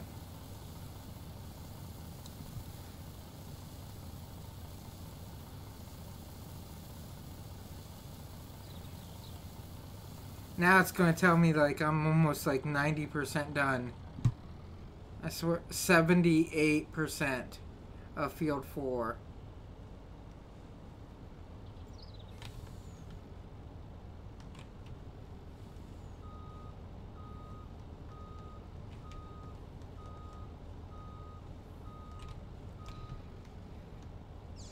Yeah, it's got too long of a chassis on this truck.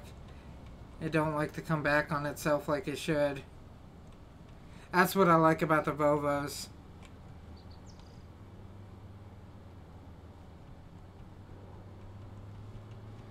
When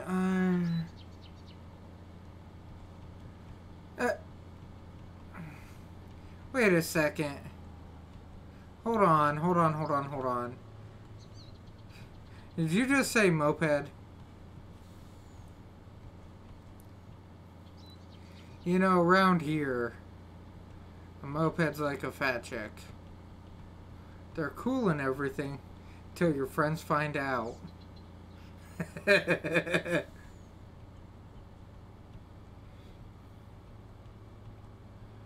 Oh man, I harass people too much, I think.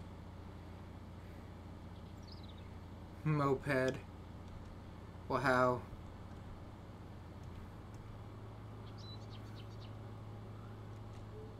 So, I know this girl who got one. Alright. And she's like, I can get it up to about 50, 55. And I turned around and I looked at her. And I'm like, are you serious? And she's like, yeah. It's awesome.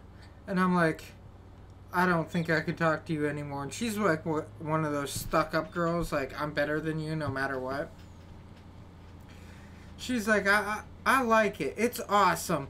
I turn around, I'm like, you want to take a ride on a real bike? Because I had my 1400 there. And she's like, no, that's scary looking. And I'm like, I don't think I can talk to you anymore.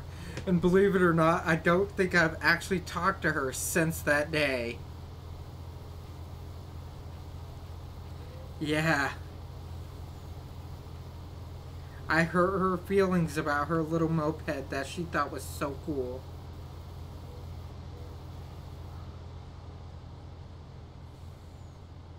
Oh, come on. Well, step up and build your own truck. Twin stacks coming out the bed?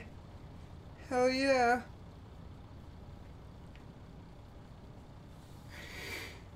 Hear that? Or this one dude turned around and he had a moped and this dude was like on this 600 or something, this like Yami 600, and he walked him on a little moped because he like redid the moped from ground up,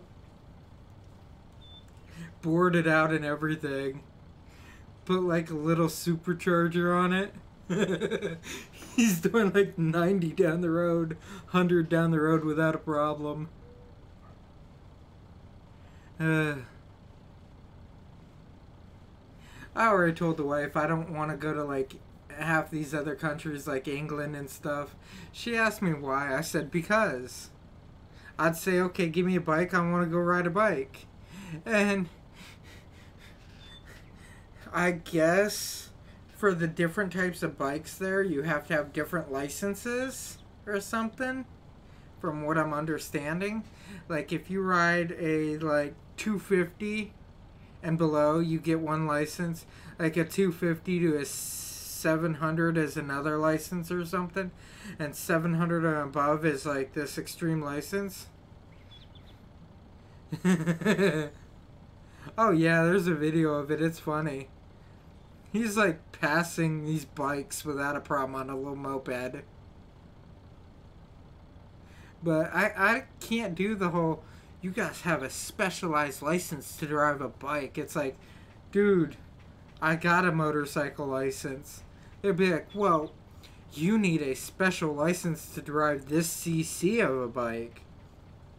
It's like, dude, I ride a 1400. You know what it can do? You know what you hear on a 1400 with Brock exhaust doing 130 miles an hour? Everybody's like, what? I say, not the wife screaming right behind you. Yeah, we turned around. I opened up my bike once, and I didn't even have it at full throttle. I mean, people try to piss with me on my bike, and it don't get them very far.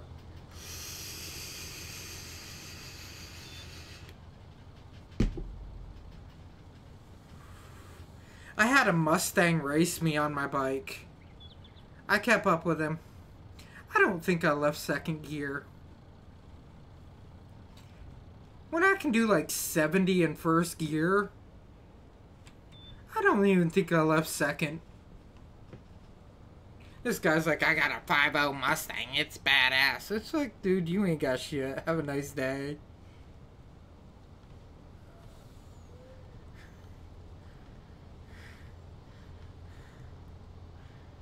I mean, don't try to race me, you know? Don't try to race what you don't know. Bottom line. Okay, I can go with the Charger. I seen a dude around here. I seen a dude around here with a Charger, alright?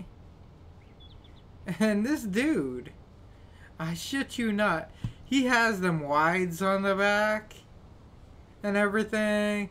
He has that locked in differential on it. And he turns around, he's like, yeah, I like my car. And he's always taking it easy. Well, one dude pissed him off and he's like, is that it?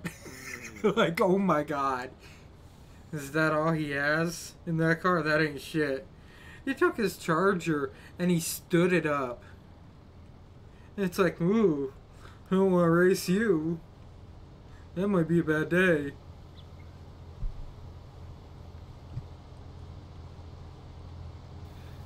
I think he runs like 8s in that car or something like that. 8s or 9s in his car. It's like, ew, that's quick. That's really quick. I mean, don't get me wrong, my bike just might outrun him, but I don't know. My bike has like a 0 to 60 in like 2.6 seconds. It's snappy, trust me. But I ain't down for racing. I already talked to a buddy of mine. I want to extend it by probably about a foot and a half. I want to get the wider ass tire on it, stuff like that, you know. I want to get it all looking good. I already talked to him about putting the turbo on it, putting like dual intercoolers on the outside of the body on it, do all this cool stuff. And he's like, what, you gonna race it after I do all this? I said, no. He goes, and what you gonna do with the bike after I'm done with all this work and everything? I said, park it, take it to shows, stuff like that. He's like, why? I said, because I know I would kill myself on it if I jumped on it too much. I'm dead serious, I would. That bike is straight out the box, no joke. And if you get it in pushing like 400, 500 horsepower on that bike, with the torque that it's already got, oh my god. You're talking about a thrill ride that you're going to piss yourself. That bike already is like a damn street missile. Can't get it much faster. You know? It tops out like 180 something miles an hour, 190. That's a fast bike. So, I mean, honestly, I just want to get it all prettier-ized and I want to park it. I've been talking to the wife about buying an Indian. I want a cruiser. I'm getting older. And that's how I'm seeing it. I'm getting older and I need to settle down. I want to get me my own house. I want to get me a cruiser. I already have the truck I want. I mean, granted, it's not the best damn thing in the world as my truck. It's not. It's an old beater '05, you know, Dodge Ram 1500. But the coolest part about that truck, it's mine. I'm rebuilding it. I'm getting the blue lights for it to put it on the roof, you know.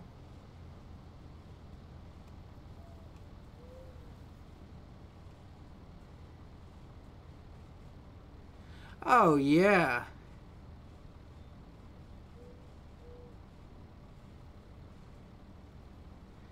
Oh, yeah. I mean, you get these straightaway interstates, and it's just a go zone for people.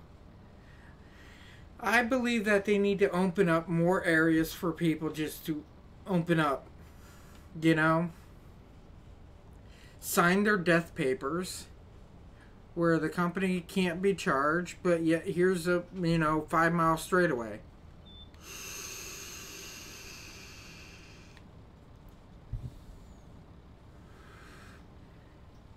Go.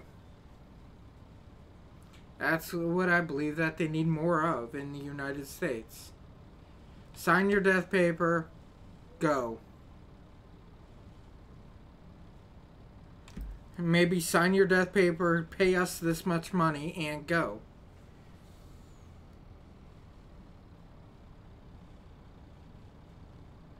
Oh, that's in like Nevada or something. Nevada or Arizona, I believe. Yeah, I know what you're talking about.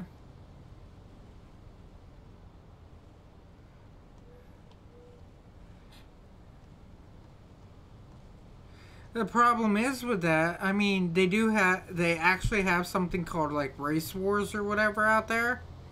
But the problem with that is not everybody can get out there. I believe like the bigger states and everything should have an area where people can just open up and go flat out. If you're not doing over 100 miles an hour, don't be over here. You know?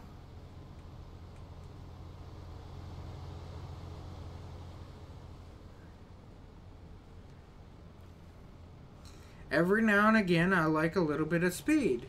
But yeah, it's like I know how bad it can end with that speed. I really do. And it is really scary.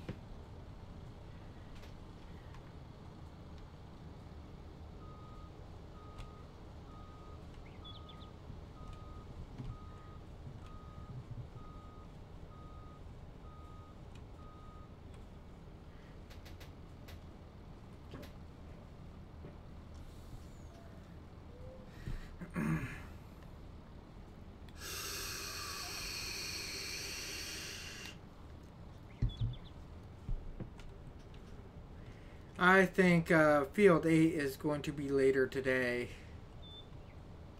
Field 8 and what is it over there? I think Field 11 or something like that. That shit's going to be later today.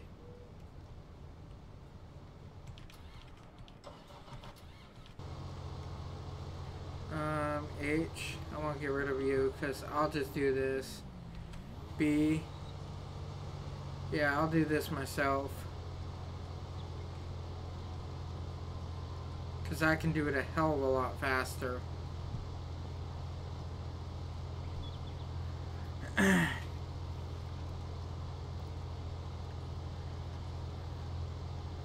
Oh, cutting down the sunflowers. Here we go.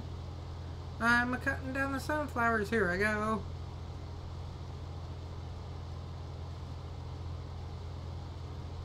Yeah, my first mission on here, I didn't know that I could actually hire workers to do it. Yeah, that's one of the improvements on the game. You can hire workers to do your missions. I didn't know that at first.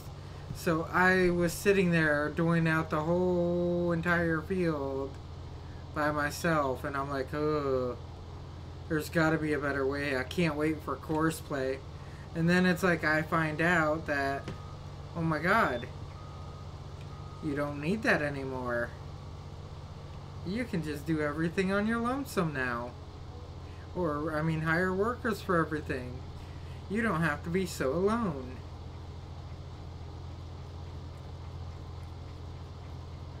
Oh. Yes. Ooh.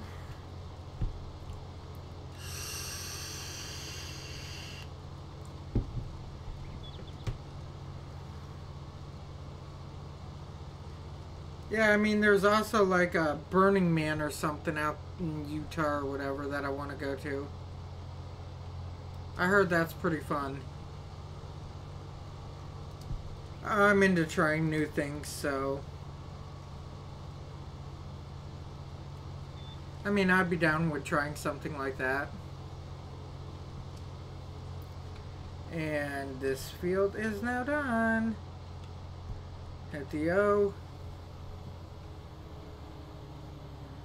Faster for me to come over here and dump off than me hop into that truck, bring it over, stop, magically have to dump everything off, and then back and forth crap.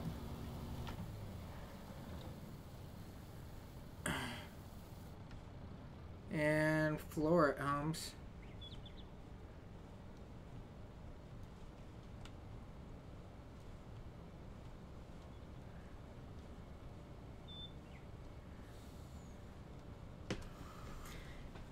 And empty this, and I'll probably be going to bed after this, because that will make it damn near a 4-hour video that I did.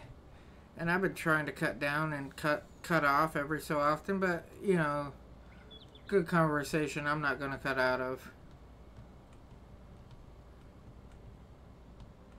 Ooh.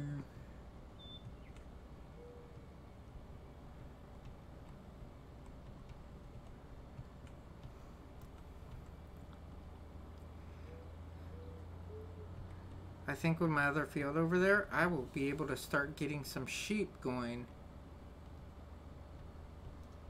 We all know what that means. All they need is grass and water. Hell yeah. Try to hurry up and get this so I can get on field 8 and do field 8. Making another, you know, 30,000. See, I've got all this crap planned.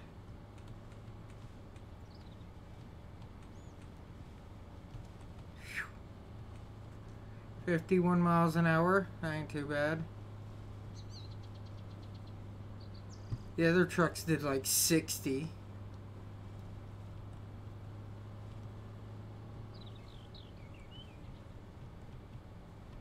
One day I'll have a truck this big on here. Woohoo! That's lucky.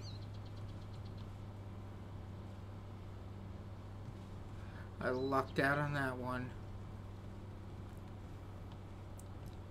And come up. Pop up here. Drive up. Boom.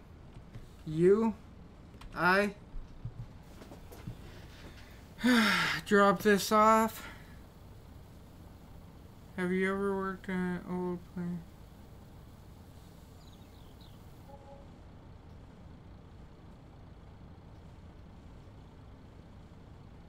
Oh man, no, I have never played with the planes. I actually want to learn how to fly. I think that would be really cool. I do.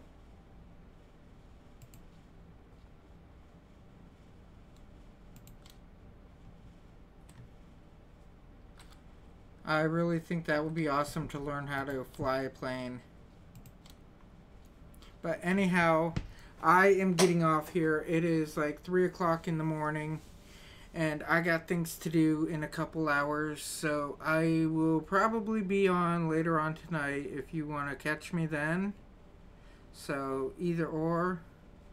And as I always say, good night, good day, good evening, good whatever time it is that you are watching this video.